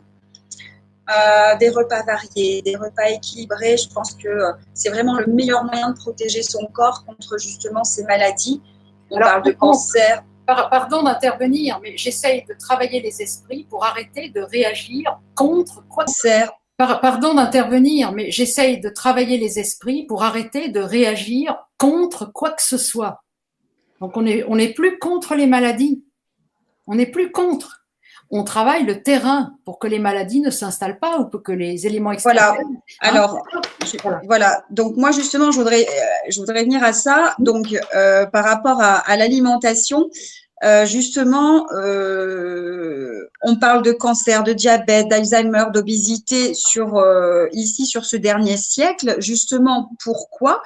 Comme par hasard, au moment où on est en plein dans le siècle justement de la malbouffe. Donc, moi, je voudrais vraiment intervenir là-dessus parce que, justement, quand tu dis, Agnès, la bonne alimentation, c'est préparer le terrain justement pour éviter tout ça. Et on est justement, mais en plein dedans. Et c'est marrant parce que, en fait, moi, c'est comme ça, en fait, que il y a quelques années, je me suis posé la question, mais je me suis dit, mais en fait, pourquoi il y a toutes ces maladies? Parce que le siècle dernier, il n'y en avait pas. Et il n'y avait pas non plus de mauvaise alimentation. Donc voilà, donc moi je voudrais vraiment témoigner par rapport à ça parce que je pense que c'est important. Et il y a une dizaine d'années, moi ça m'a un peu fait tilt aussi comme toi Agnès quand tu étais dans ta brasserie. Eh bien moi en fait c'était devant une vidéo voilà où je suis tombée dessus par hasard qui s'appelle Nous sommes ce que nous mangeons. Voilà. Et en fait, bon, je pense que tu connais. Non, je connais pas, mais c'est très intéressant. Non? Oui. D'accord. Et bon, je pense que tout le monde devrait voir cette vidéo. Si ça peut avoir un impact, c'est extraordinaire. Alors, bon, après, tout comme toi, hein, moi, je suis pas là dans cette émission pour essayer de dire aux gens ce qui est bon, ce qui est pas bon, ce qu'ils doivent faire. Mais sincèrement, c'est vrai que moi, il y a une dizaine d'années, quand je suis tombée sur cette vidéo, enfin, moi, ça m'a… il y a beaucoup de choses qui se sont passées en moi et qui ont été éveillées, quoi, qui se sont réveillées parce que à l'époque, je me disais, mais pourquoi je suis toujours fatiguée? Mais pourquoi j'ai tellement envie de dormir justement après ces fameux repas du midi? Pourquoi le matin, là, tout à l'heure, on parlait de déchets. Pourquoi moi, c'était une fois tous les 3 jours et pourquoi tout est bloqué? Pourquoi ci et pourquoi ça?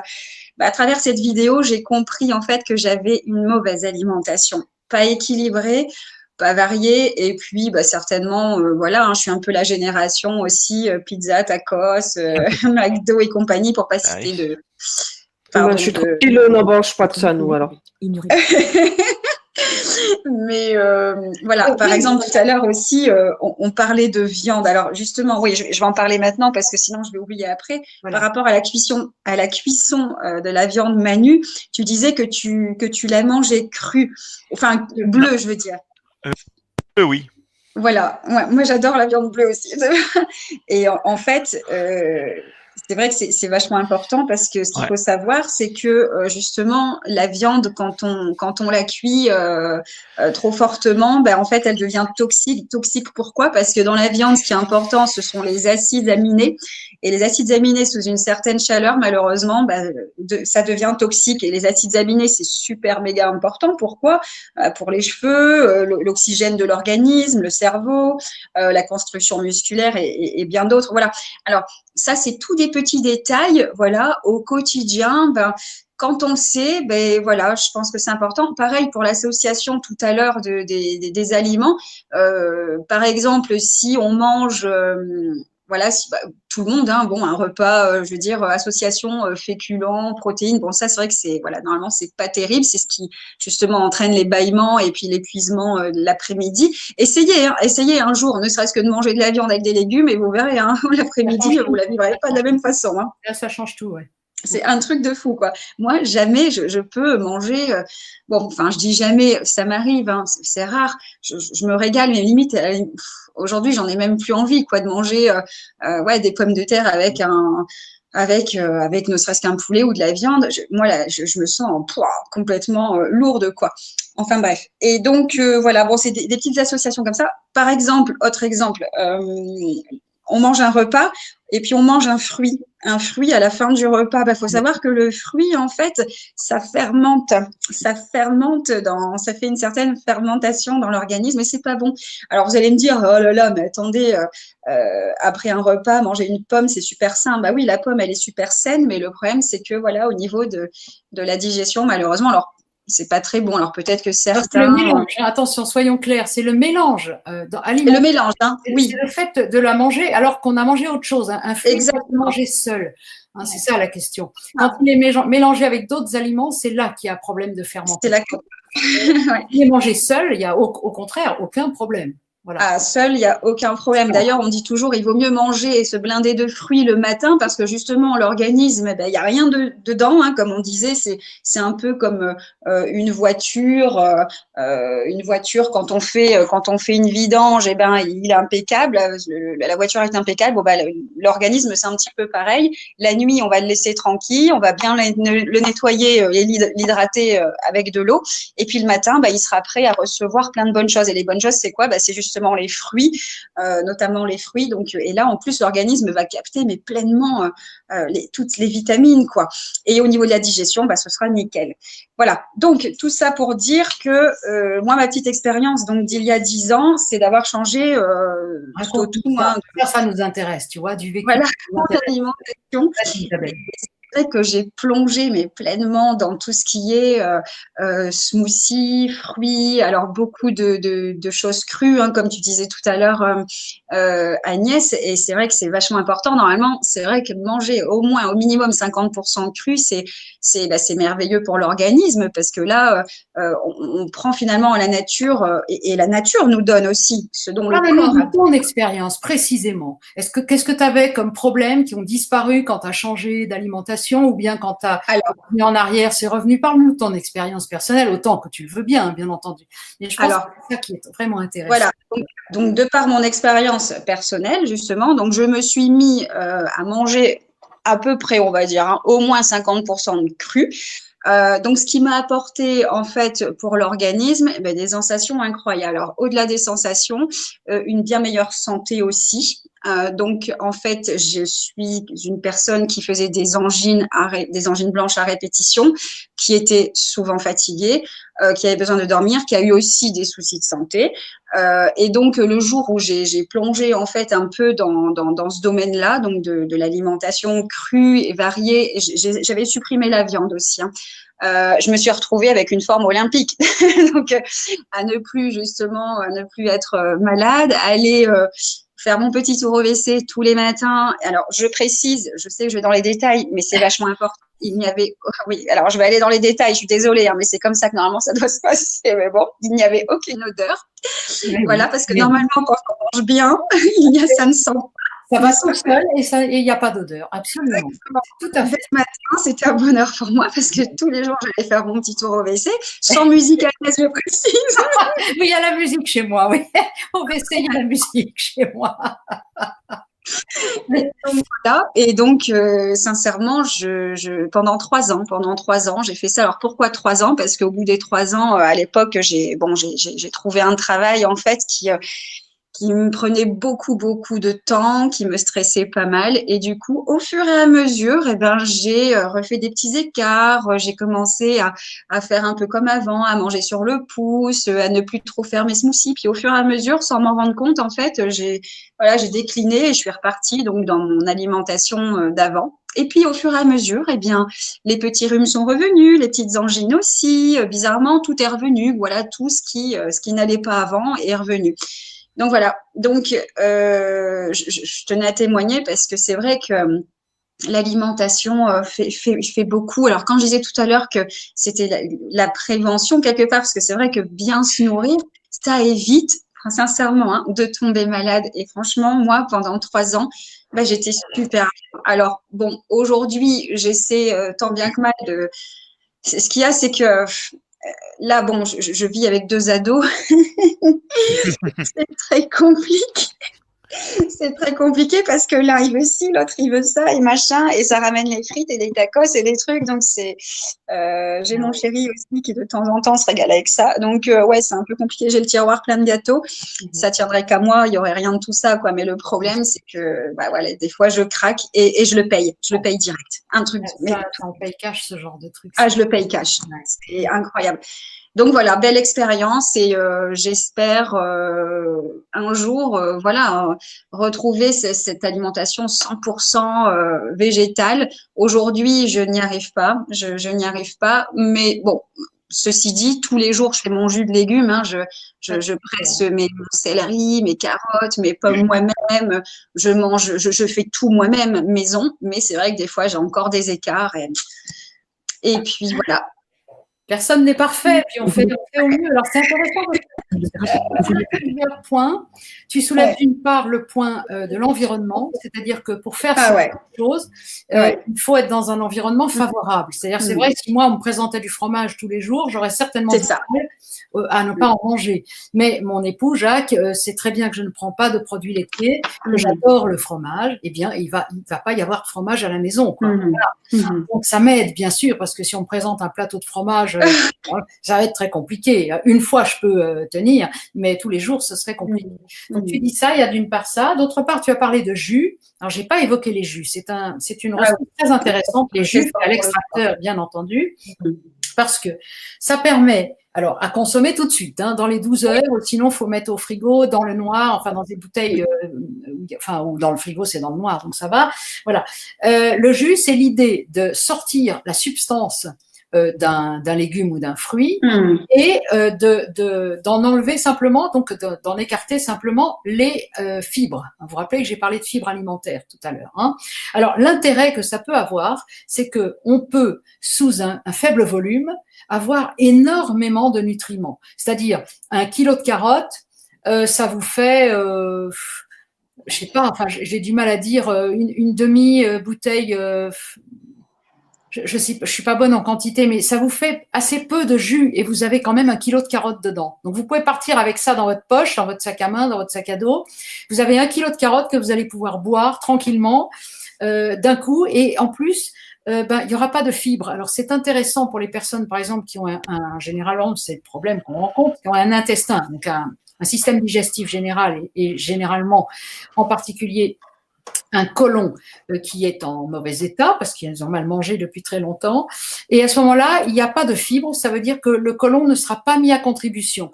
Le jus sera assimilé au niveau de l'intestin grêle et il arrivera pratiquement aucun déchet, enfin aucun résidu, on va dire, dans le gros intestin.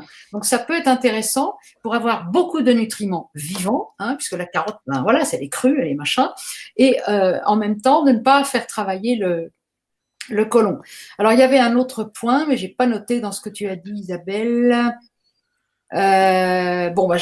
Peut-être ça peut s'enchaîner sur ma propre expérience par rapport à ces choix alimentaires. C'est que quand j'étais enfant, je faisais otite sur otite, rhinopharyngite sur rhinopharyngite, enfin tout ce que vous voulez. Donc c'est comme ça que mes parents, c'était l'époque, ils savaient pas, etc. Ils m'ont fait enlever les amygdales et les végétations, c'est-à-dire donc 4 ganglions très importants du système lymphatique supérieur. Hein. Donc ça veut dire qu'ils protègent le cerveau quand même. Hein. Bon, donc vous comprenez pourquoi quand je suis débile, il y a des raisons à ça en fait. Hein. Bon, ça c'est juste pour rigoler, mais bon. Et donc, ils m'ont fait enlever ça parce que, bon, alors évidemment, dans l'enfance, je n'ai plus trop eu, jusqu'à la puberté, je n'ai plus trop eu des tas de rhumes et des tas de trucs comme ça. Mais toute l'enfance, je buvais du lait tous les jours, et le chocolat au lait au petit déjeuner, le beurre, enfin tout ça, et le fromage, bien entendu, parce que un repas sans fromage n'est pas un repas, disait ma grand-mère. Donc voilà, tout un tas d'excellentes choses, sauf que ça me foutait la santé en l'air petit à petit, c'est sur des années, hein, globalement, sur des années. Et donc, quand la puberté est arrivée, avec la puberté, sont arrivées les rhinopharyngites tout le temps. Donc, j'allais chez le médecin tout le temps. Au bout d'un moment, j'avais encore des antibiotiques et des machins. Enfin, je vous raconte même pas. C'était l'enfer. Et quand j'ai commencé alors je vous raconte pas aussi dans la vie d'une chanteuse lyrique comment c'est chiant d'avoir des rhinopharyngites tout le temps, hein, je vous dis pas. Alors donc à ce moment-là, je me suis formée donc il y a maintenant 8 ans. Je me suis formée en micro-ostéo digital, hein, donc j'ai eu l'occasion d'en parler. Et à cette formation, je viens au premier cours de formation et il y a un gars, un élève comme moi, donc mais lui il avait déjà un petit peu d'avance, il avait déjà un petit peu d'avance, enfin voilà, sur la technique. Et il arrive et il nous parle de cette façon de manger. Thierry Casasnovas, ça s'appelait Vivre Cru à l'époque, ce site. Maintenant, c'est régénère.org. J'ai mis sous la vidéo, vous trouvez dans les références. Donc, et qui parle de manger cru, de manger beaucoup de légumes et de fruits, etc., de manger des jus, machin, d'arrêter les produits laitiers et, disait-il aussi, les céréales. Pour des raisons du fait que les céréales modernes ne sont pas du tout comme elles étaient auparavant. Elles étaient excellentes auparavant et on les mangeait entières. Aujourd'hui, elles sont très souvent ou demi-raffinées ou complètement raffinées, ce qui est tout à fait catastrophique pour le système digestif. Donc, je me suis dit, mais nom d'un chien, c'est quand même intéressant. Et il expliquait que plein de monde avait des tas de symptômes, donc de maladies, on ne va pas dire des maladies, justement, il avait des tas de symptômes. Et que les gens qui avaient arrêté les produits laitiers, les céréales, ils n'avaient plus ces symptômes-là, etc. Du jour au lendemain, je me suis mise au jus, à fond les manettes. Alors là, moi, quand je fais un truc, c'est un peu entier. Le petit déjeuner, c'était du thé. Et après, je faisais du jus pour la journée. Donc, le grand déjeuner, c'était que du jus de légumes et fruits mélangés. Alors, je prenais les recettes très, très douces d'abord. Hein, j'ai tout un topo que je donne à mes patients en micro-ostéo quand ils me demandent des conseils alimentaires pour les guider un petit peu, parce qu'il ne faut pas commencer brutalement comme ça, un peu comme j'ai fait moi, mais bon. Bref, donc à midi, c'était que des jus de légumes que je faisais. Et le soir, je mangeais de la salade, alors à fond la caisse, hein, la quantité illimitée, bien entendu. Quant à mes jus, j'en buvais bien 2 litres par jour, certainement. Hein, donc, et j'ai fait ça pendant 3 mois. Alors, je peux vous dire que pour 1m61, je pesais 70 kilos. J'ai perdu 25 kilos en 6 mois. Donc, les gens s'inquiétaient, sauf que moi, je m'inquiétais pas du tout, parce que je voyais qu'à chaque kilo qui partait, je gagnais en énergie. Je commençais à remarcher à toute vitesse, comme je marche dans la rue quand je marchais quand j'avais 20 ans. J'ai récupéré ma forme de quand j'avais 20 ans. Et puis, les kilos qui disparaissaient ne laissaient pas une peau molle et flasque derrière. Hein, la peau, elle était bien tendue, bien hydratée, et tout et tout. Et je vous dis même pas que, au bout de seulement 8 jours de l'arrêt complet de tous les produits laitiers, je n'ai plus eu l'ombre d'un rhume ou de rhinopharyngite. Je pense qu'en 8 ans, j'en ai peut-être attrapé une rhinopharyngite, enfin attrapé. C'est même pas le bon terme. J'ai dû peut-être en avoir une, et je l'ai soignée tout bêtement avec des produits naturels. Hein. J'ai pas pris de médicaments, rien de tout ça. Voilà. Donc c'est pour vous donner une idée. Alors après ça, au bout de 3 mois, pardonnez-moi, je me suis rendu compte que mes cheveux, je commençais un peu à perdre mes cheveux. Je me suis dit, il y a quelque chose qui va pas dans ton alimentation. Qu'est-ce que tu vas faire? Alors, sur un peu conseil à droite à gauche, j'ai réintroduit des protéines animales. J'ai mangé des œufs durs et j'ai commencé à remanger un petit peu de viande, mais pas tous les jours, un petit peu. Et là, arrêt total de la perte de mes cheveux. Donc, c'était juste ça qui me manquait, un peu de protéines animales. Et maintenant, alors c'est un peu variable, je fais un peu moins de jus, je mange beaucoup de smoothies, j'aime bien, mais bon, voilà, je fais des variantes, on va dire. Mais je continue sur cette même lancée. J'ai oublié de dire que j'ajoutais aussi, ça c'est une mine d'or au niveau alimentaire, c'est de manger des graines germées. La graine, c'est la boîte de conserve de la nature. Hein. Une boîte de conserve, c'est un truc en fer dans lequel il y a un aliment qui, s'il n'était pas mis bien à l'abri de l'air et de tout machin, il s'abîmerait. Voilà. Ça, c'est la boîte de conserve telle qu'on la connaît. Ben, la graine, c'est la même chose, c'est-à-dire que la substance de la plante se trouve à l'intérieur d'une coque et elle est à l'abri de la lumière, de l'humidité et des variantes de température. Ça, c'est une graine, la boîte de conserve de la nature. Alors, qu'est-ce qu'on fait?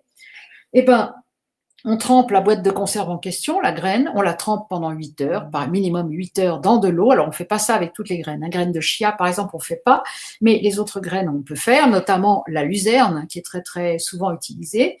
On la trempe pendant donc une nuit, par exemple. Ensuite, on la rince bien jusqu'à ce que l'eau soit bien claire. Et ça permet simplement de dissoudre le tour, hein, la coque de la graine. Et donc, de permettre à la graine de commencer à germer. C'est-à-dire que la graine, elle croît, qu'on l'a plantée dans la terre, donc elle a eu l'humidité et la pénombre, hein, il faut de la pénombre aussi, pas la nuit totale, mais la pénombre. La graine, elle croît qu'on l'a mis dans la terre, donc elle a l'humidité et elle a la pénombre, et elle va commencer à germer, c'est-à-dire pour faire une plante, elle commence à faire sortir des petits bouts, des petites tiges vertes, des trucs, et c'est ça le germe. Et qu'est-ce qu'on va faire au bout de quelques jours? On va manger l'ensemble, c'est-à-dire ce qui reste de la graine, c'est-à-dire pratiquement plus rien, et on va manger le germe. Et on peut se dire, parce que ça c'est aussi connu maintenant, ça a été mesuré, etc., c'est que les nutriments qu'il y a dans la graine germée sont 10 fois plus importants que dans la plante qui correspond à l'état adulte. Donc, c'est pour dire que, par exemple, une salade, si vous la mangez à l'état de graine germée, c'est minuscule, mais vous avez les mêmes nutriments que si vous aviez mangé une salade entière. Voilà. Donc les graines germées, j'en ai aussi beaucoup mangé. Je me les hachais avec un jus un citron pressé ou une orange pressée ou les deux. Ça me faisait une espèce de smoothie super sympa que je prenais au petit déjeuner, à peu près un quart d'heure, 20 minutes avant de prendre le thé, selon la règle d'or qui est qu'on ne mélange pas les fruits avec quoi que ce soit d'autre. Eh bien, écoutez, voilà, pour mon témoignage, j'en ai fini, mais je peux vous dire que ça m'a changé complètement la vie. Tout ça. Alors moi, j'ai une question à poser. Est-ce que vous m'entendez déjà? Très bien, Armelle. Oui. Alors, Oui. donc, juste une question à poser. J'en ai même deux. Alors, la première, et je réagis par rapport à ce que disait Manu tout à l'heure. Il disait qu'il mangeait essentiellement de la viande bleue. Mais le corps médical traditionnel, hein, comme on dit, le corps médical normal, quoi, Oui. dit qu'il ne faut pas manger de viande crue ou très peu cuite parce que c'est très mauvais pour l'organisme. Donc, à quoi vous pouvez répondre à ça? Alors, moi, je réponds très clair. Pour le porc, oui, c'est vrai. Oui, le porc, oui. Pour le porc, c'est tout à fait Là, vrai. c'est surtout pour le bœuf, j'entends. Mais pas pour le bœuf. Le bœuf, je ne vois pas du tout que le bœuf cru pose le moindre problème. Bien entendu, il doit être frais, bien évidemment. Hein. Ouais. Pareil pour le cheval, pardonnez-moi, mais le cheval, ça se mange aussi. C'est ça.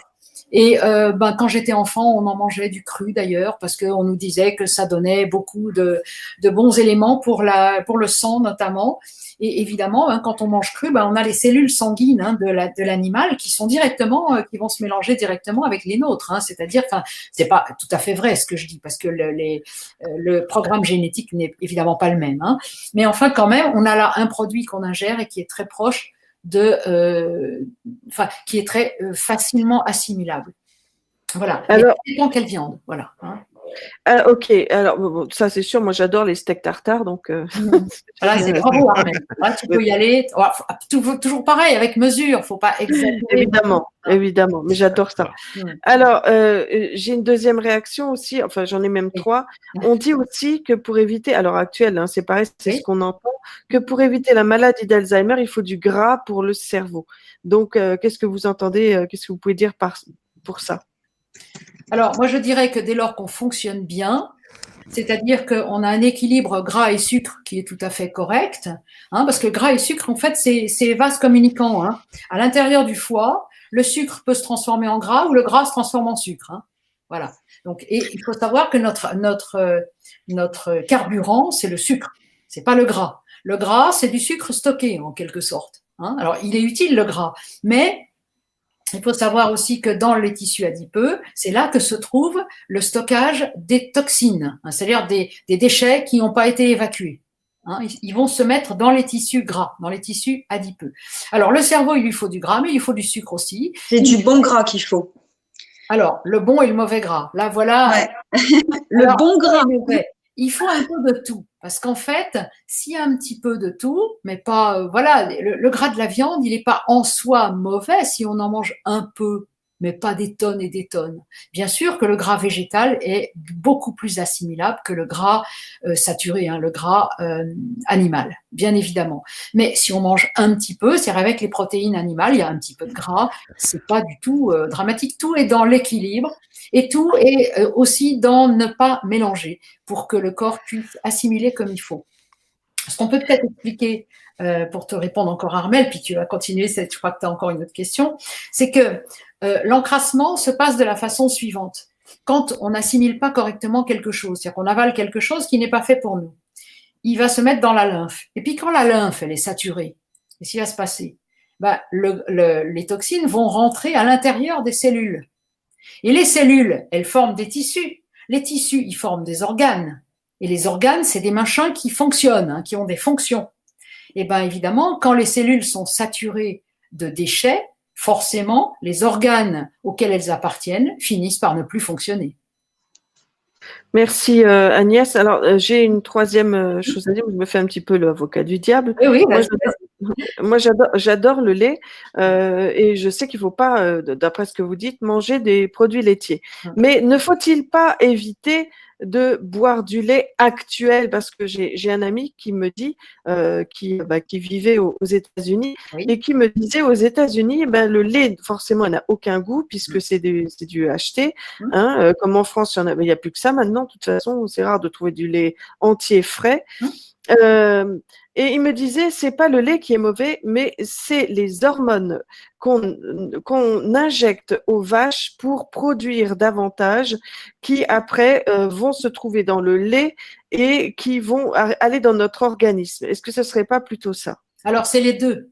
C'est-à-dire que le lait en lui-même n'est pas digeste pour un être humain adulte. Ça, en lui-même, le lait est indigeste. Le lait, c'est pour le veau. Être digéré par un être humain adulte. Mais en plus, mais ça c'est vrai aussi pour la viande, c'est vrai aussi pour le poisson, bien entendu que toutes les saloperies qu'on met dedans, les antibiotiques et autres pesticides en tout genre qu'il y a dans la bouffe qu'ils ont, etc., bien entendu qu'en plus, ça apporte des catastrophes pour nous à ingérer ça. Mais le lait, même très propre, tout ce que tu veux, même sortant du pied de la vache, nous ne sommes plus faits pour l'absorber à partir de l'âge de 5-6 ans. Alors, là où on peut tempérer un petit peu, c'est que quand le lait est à peine filtré et sort du pied de la vache, il est encore bourré de champignons et de bactéries, et que ces champignons et ces bactéries vont pouvoir aider à assimiler, on va dire, à traiter les déchets occasionnés par la non-digestibilité du lait. Voilà ce qu'on va pouvoir dire. Mais le lait intrinsèquement n'est pas digeste pour un être humain adulte. Bon, à bon entendeur. Chacun fait ce qu'il veut. Hein. Voilà, oui, chacun fait ce qu'il veut. Voilà. Je continuerai à boire du lait. Oui, non, mais voilà, hein, j'ai bien dit en préambule, hein, je ne suis pas médecin et je ne donne pas des conseils. Hein. Chacun fait ce qu'il veut. Eh bien, merci Agnès. Voilà. Moi, j'ai une petite question. Oui, vas-y Sophie. Qui me vient parce que en fait, c'est vrai que maintenant on dit c'est mieux de consommer du lait d'amande, du lait d'avoine ou du lait de riz. Mais comment on peut savoir? Parce que c'est vrai qu'on se dit toujours, est-ce que malgré ça c'est bon pour nous? Ou est-ce que, attention, il faut faire attention à ce qu'il y a dedans? Comment on peut savoir ce qu'il y a dedans?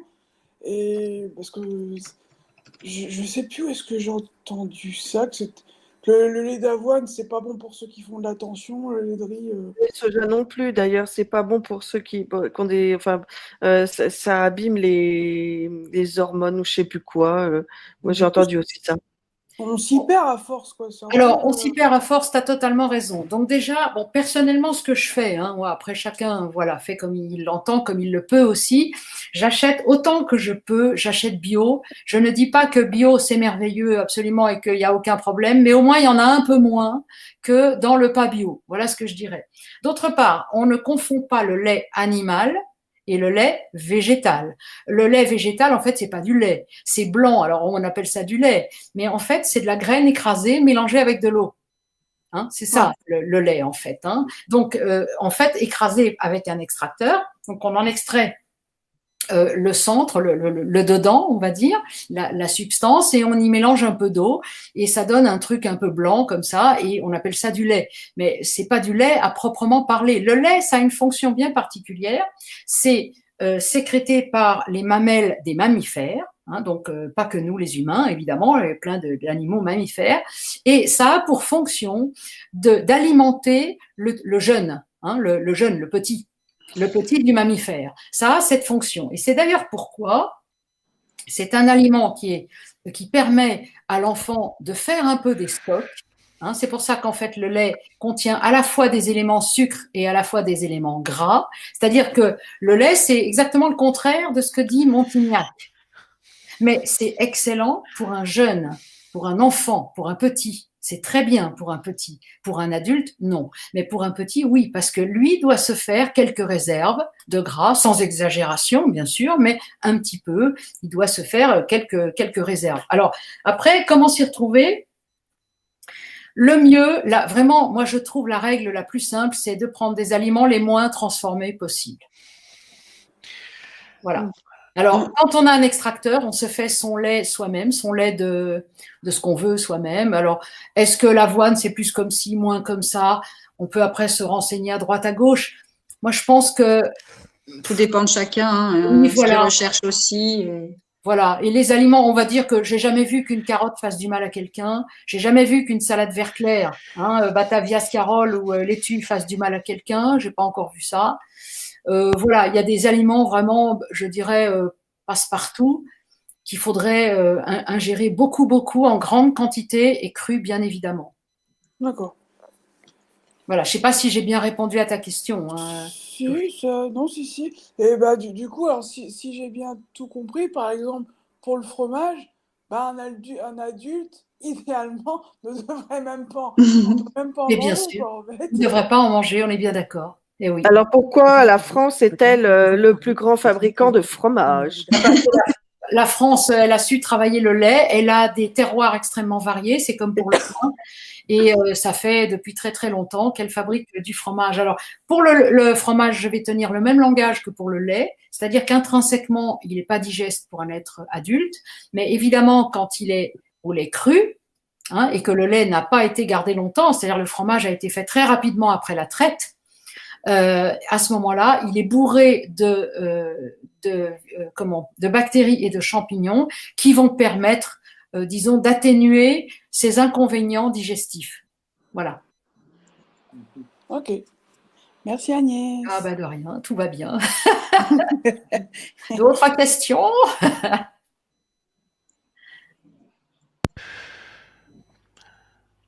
Hein, donc, je peux peut-être juste dire un petit point, parce que ça me vient. Après, s'il y a d'autres questions, vous m'interrompez. Hein, j'ai parlé du diabète, par exemple, tout à l'heure. Eh ben, l'exemple très typique, par exemple, eh bien, je mange mal, par exemple. Donc, je mange des tas de choses que je peux pas traiter, ou qui sont tellement complexes que ça fait énormément de résidus, déchets. Au bout d'un moment, ma lymphe, elle est saturée si j'en mange tout le temps. De ces choses où je bois du vin tout le temps et en excès, hein, pareil, ma lymphe va être saturée, ça va rentrer donc dans le cytoplasme de mes cellules, à l'intérieur de mes cellules, et entre autres choses, ça va rentrer à l'intérieur des cellules de mon pancréas, et par exemple, mon pancréas va tomber en panne. Voilà, ou bien ma glande thyroïde va tomber en panne parce que je demande tellement à mes surrénales, parce que j'ai peur tout le temps, hein, on parlait des pensées équilibrées. Comme j'ai peur tout le temps, mes surrénales sont tout le temps sollicitées, elles commencent à être épuisées, et derrière les surrénales, il y a qui ? Il y a la thyroïde, par exemple. Alors, ma thyroïde, je vais faire de l'hypothyroïdie ou hyper, et ça va se dérégler parce que je sollicite beaucoup trop ces glandes qui devraient travailler normalement, on va dire, ni trop, ni trop peu. Voilà, c'est des exemples. Hein. Pareil pour le système immunitaire.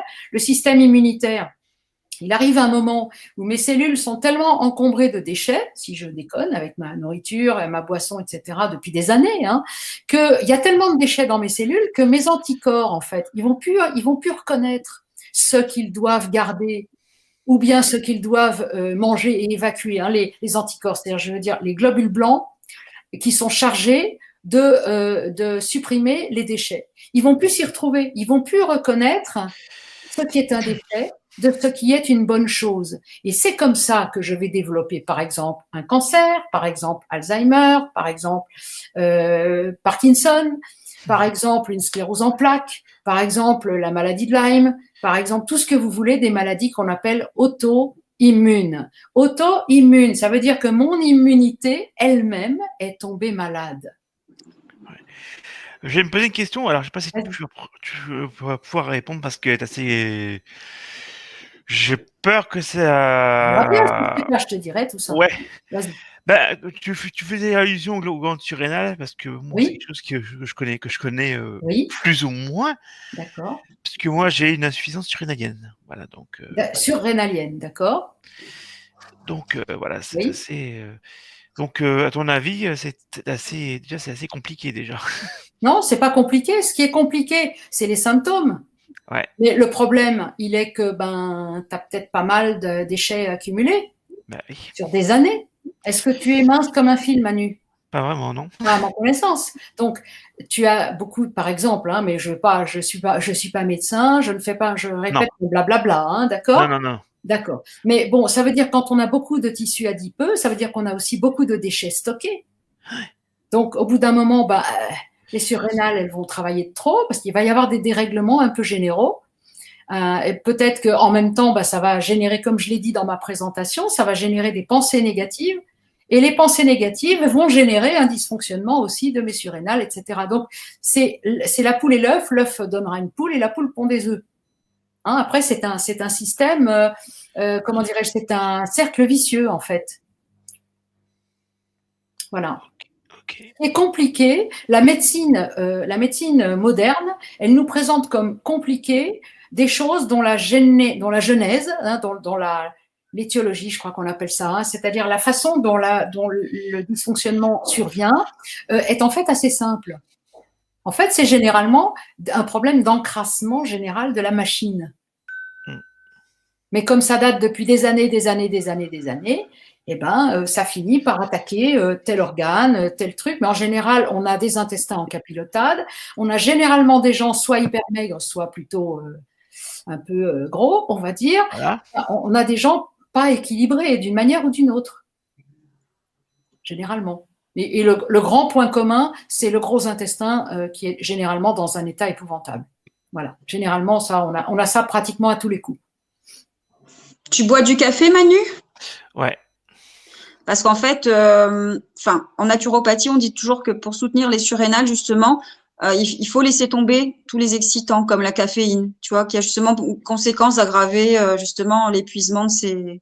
Ça serait mieux, effectivement. Alors là, il y a un mécanisme que j'ai oublié. C'est un exemple. Hein. Effectivement, je ne me rappelle plus par quel mécanisme. En fait, ça supplée le travail des surrénales qui, du coup, le café, hein, en excitant, et ça dérègle le rapport entre on va dire, surrénal, thyroïde, et puis les glandes dans le cerveau. Il y a l'hypophyse et la pituitaire ou quelque chose comme ça. Enfin bon, bref, il y a un certain nombre de glandes, hein, qui sont dans le cerveau et qui sont en contact, hein, toutes les unes avec les autres et avec les surrénales, hein, qui sont vraiment essentielles. Voilà, mais je ne sais plus le détail du mécanisme, hein, mais effectivement, il y a une explication scientifique très claire, hein, à ça. Maintenant, on peut pas être parfait. Hein. Moi, je bois un peu de café aussi de temps en temps. Voilà, on fait comme on peut dans la vie après. Hein. C'est ça. Bien sûr. Hein, je suis pas en train de donner des leçons à tout le monde. Hein. Surtout pas. Hein. Alors là, c'est le contraire de ma démarche. Là, hein. Tout à fait. Ok. Eh bien, émission très intéressante, ma foi. Est-ce qu'il y a des questions sur le chat? Non, là c'était calme là sur le chat, à part au début. Ouais. comme je dis, et là, c'est plutôt calme. Bah, écoute, voilà. Merci beaucoup de nous avoir accueillis, Isabelle et moi, pour parler de ça, parce que c'est intéressant. Avec plaisir, en tout cas. Et Morin Catherine qui dit oh flûte, j'adore, oui, j'adore aussi le café. On peut en boire un peu, c'est pareil. Hein. On peut pas tout supprimer parce que c'est vrai qu'après c'est compliqué. Hein. Ouais. Voilà, on fait tous comme on peut après. Hein. Voilà, je vous dis pas que je ne mange jamais de charcuterie. De temps en temps, j'en mange parce que j'aime bien aussi. Par contre, c'est vrai que là, les produits laitiers, non, je le paye tellement cher que ça, c'est jamais. Ah non, ça c'est jamais. Les céréales, c'est quasiment jamais non plus. Voilà. Alors, j'ai peut-être une petite question, mais c'est tout à fait personnel et c'est peut-être une bêtise, ce que je veux dire.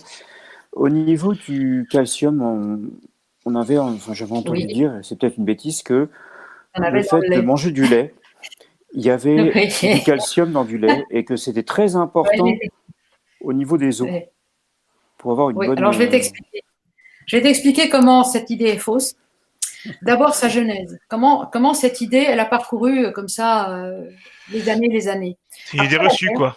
Pardon ? Oui. C'est une idée reçue. C'est une idée reçue. Et fausse, mais il y a le calcium, il est dans plein d'autres trucs. Hein, il y a une raison historique à ça, vous allez comprendre. Après la guerre de 45, il fallait refaire l'économie française, il fallait les gens à toute vitesse. Donc, on ne pouvait pas, parce que la culture, ça demande un an pour faire une récolte, pour ci, pour ça. Donc, on a élevé des animaux à tour de bras et on a expliqué aux gens que le lait était bourré de calcium, etc. et machin et truc. Je vais vous dire, du calcium, il y en a bien plus dans la salade ou dans je ne sais pas quoi que dans le lait. D'autant plus, on va parler d'un aspect aussi qui est très important, c'est l'équilibre acido-alcalin ou acido-basique. Comment dirais-je, les dysfonctionnements et les pathologies ne se développent que sur un terrain acide. Il faut savoir ça. Ça, d'un côté. Et de l'autre côté, tout ce qui n'est pas légumes et fruits est acidifiant. Seuls les légumes et les fruits sont alcalinisants. Alors, un milieu alcalin, c'est un milieu riche en minéraux. Un milieu acide, par définition, c'est un milieu pauvre en minéraux. Voilà. Alors, donc les cancers et tout ce que vous voulez se développent sur des terrains acides. Le lait n'est pas, à ma connaissance, ni un fruit ni un légume. C'est donc un acidifiant. Donc, même si on absorbe du calcium, donc a priori un minéral, dans un produit hyper acide, on ne bénéficiera absolument pas de l'apport de minéral qui serait censé être dans le lait. Voilà. C'est-à-dire en fait, ce qu'il faut bien piger, c'est qu'il y a une synergie dans l'absorption des éléments de notre alimentation. Un minéral tout seul n'est pas assimilable. Par contre, s'il est allié avec des vitamines, s'il est allié avec des bactéries ou des champignons selon les cas, alors il devient assimilable. C'est pour ça que, par exemple, pour le calcium, il faut de la vitamine D en même temps. S'il n'y a pas assez de vitamine D, le calcium ne se fixera pas sur les os. Voilà le problème. Alors, le lait, comme il est acidifiant, problème d'assimilation du calcium. Alors, qu'est-ce qui se passe ? Alors, on peut expliquer aussi ce mécanisme. Quand le sang doit avoir un pH absolument stable. pH, c'est l'équilibre acido-alcalinisant ou acido-basique. Une base et un produit alcalin, c'est la même chose. C'est une réaction à l'hydrogène. Bon, après, c'est de la chimie. Voilà. Donc, quand le corps est acidifié, la tendance va être peut-être que le sang s'acidifie. Or, le sang doit avoir un équilibre acido-basique absolument stable. Sinon, c'est la mort. Soit qu'il est trop alcalinisé, c'est la mort. Soit qu'il est trop acidifié, c'est la mort. Tout de suite. On ne peut pas, c'est impossible. Donc, l'organisme, il est organisé, si je puis dire, de telle sorte que le sang a toujours un pH stable, c'est-à-dire un équilibre acide-alcalin, acido-alcalin stable. Alors, qu'est-ce qui se passe ? Quand on absorbe des produits acidifiants, le corps, il va avoir tendance à devenir plus acide, c'est-à-dire à avoir moins de minéraux, et notamment, la tendance pourrait être que le sang s'acidifie. Alors, comment il fait le corps pour éviter l'acidification du sang ? Il va chercher les minéraux où il en trouve, c'est-à-dire sur les os, d'où la déminéralisation osseuse. Il va chercher ces minéraux sur les os pour les mettre à l'intérieur du sang pour que le sang conserve son pH stable, son équilibre acido-basique stable. Ça veut dire que le lait, comme il est acidifiant, il est le papa, gentil papa, de la déminéralisation osseuse et de l'ostéoporose. Voilà ce qu'il faut dire. Ok, alors j'ai mon grand-père qui me racontait que dans le début du XXe siècle, son papa était vétérinaire, donc il lui donnait souvent du lait de jument pour les vitamines. Est-ce que c'est toujours le cas ou est-ce que depuis ça a changé? Alors, je sais que le lait de jument est considéré comme un des laits les plus proches du lait maternel. Alors, il se peut que peut-être le grand-père, il donnait ça à l'enfant petit. Peut-être que maman ne pouvait pas allaiter ou peut-être que je ne sais pas. Non, il était bien grand, le papy. Il devait avoir une dizaine d'années. Et il me disait que c'est sucré. Donc, c'est pas comme le lait maternel ou maternisé qui est absolument, je sais pas comment on fait pour boire ça d'ailleurs. Bah écoute, je sais pas. Alors, je n'ai jamais bu de lait de jument, très franchement. Mais quoi qu'il en soit, c'est du lait. C'est un lait animal. Ce n'est pas souhaitable pour un adulte. Et très léger. Ouais. Et ce n'est pas souhaitable pour un adulte, hein, quoi qu'il en soit. Par contre, c'est des laits qu'on peut imaginer comme remplacement au lieu du lait de vache. Ce serait plutôt meilleur pour les bébés dont la maman ne peut pas les allaiter, par exemple. Ça peut être un très très bon plan. Eh bien, s'il n'y a pas de questions sur le chat, je pense qu'on va arrêter l'émission. C'est plutôt calme en effet. Il y a Morera Catherine qui vous remercie les filles. Merci beaucoup Catherine. Voilà. Merci beaucoup à tous ceux qui auront visionné, même si vous n'avez pas parlé. Merci infiniment. Pour tous vos témoignages très intéressants qu'elle nous dit. Merci Catherine, ça fait beaucoup. On m'entend? Oui, vas-y. Oui, Sophie. J'ai qui a une question. Vas-y. Oui, alors du coup, pour bien faire au petit déjeuner, il ne faudrait pas boire de lait, il ne faudrait pas prendre de café. Oui. Mais alors du coup, qu'est-ce qui serait un bon petit déjeuner? Alors, des fruits. Alors on peut, mais en séparant en deux parties. On peut faire comme je faisais, moi, mon smoothie vraiment exceptionnel, c'est-à-dire pressé, soi-même, pas acheter du déjà pressé. Je vous ai pas expliqué, mais les jus de fruits déjà pressés, c'est passé à l'éclair de pasteurisation, c'est-à-dire qu'on a détruit les bactéries dedans. C'est pour ça que ça bouge pas, etc. Bon, donc c'est pas ce qu'il faut. Ça devient acidifiant. Dès qu'on n'a plus les bactéries, les machins qui vont avec, ça devient acidifiant. Donc, par exemple, se presser une orange, un citron ou 2 oranges de citron, enfin ce qu'on veut, et puis prendre des graines germées et par exemple, se les hacher dedans, et ça fait une espèce de truc mousseux absolument merveilleusement bon. On peut, alors à distance, après, on peut prendre le reste du petit-déj. Sinon, on peut très bien se manger, alors après, c'est le goût, 2-3 pommes, de la banane, je sais pas moi, selon les saisons, des fruits rouges en saison, je sais pas, du raisin, qu'est-ce qu'on peut manger après? Du chocolat noir, on peut, si on a envie. Donc, j'ai bien dit noir, noir de noir, et pas fourré avec des trucs aux produits laitiers dedans. Qu'est-ce qu'on peut manger aussi en petit déjeuner? Je sais pas.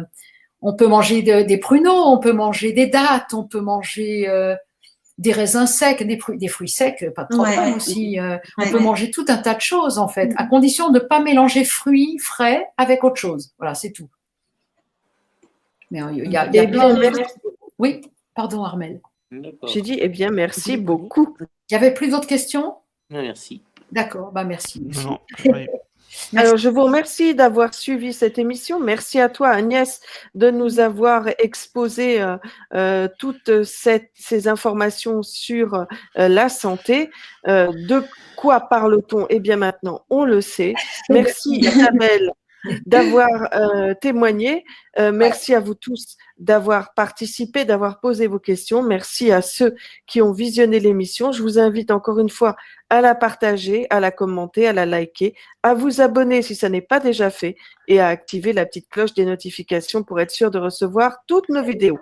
En attendant de vous retrouver demain pour votre émission de voyance en direct du mardi, je vous souhaite une bonne nuit. Place au générique.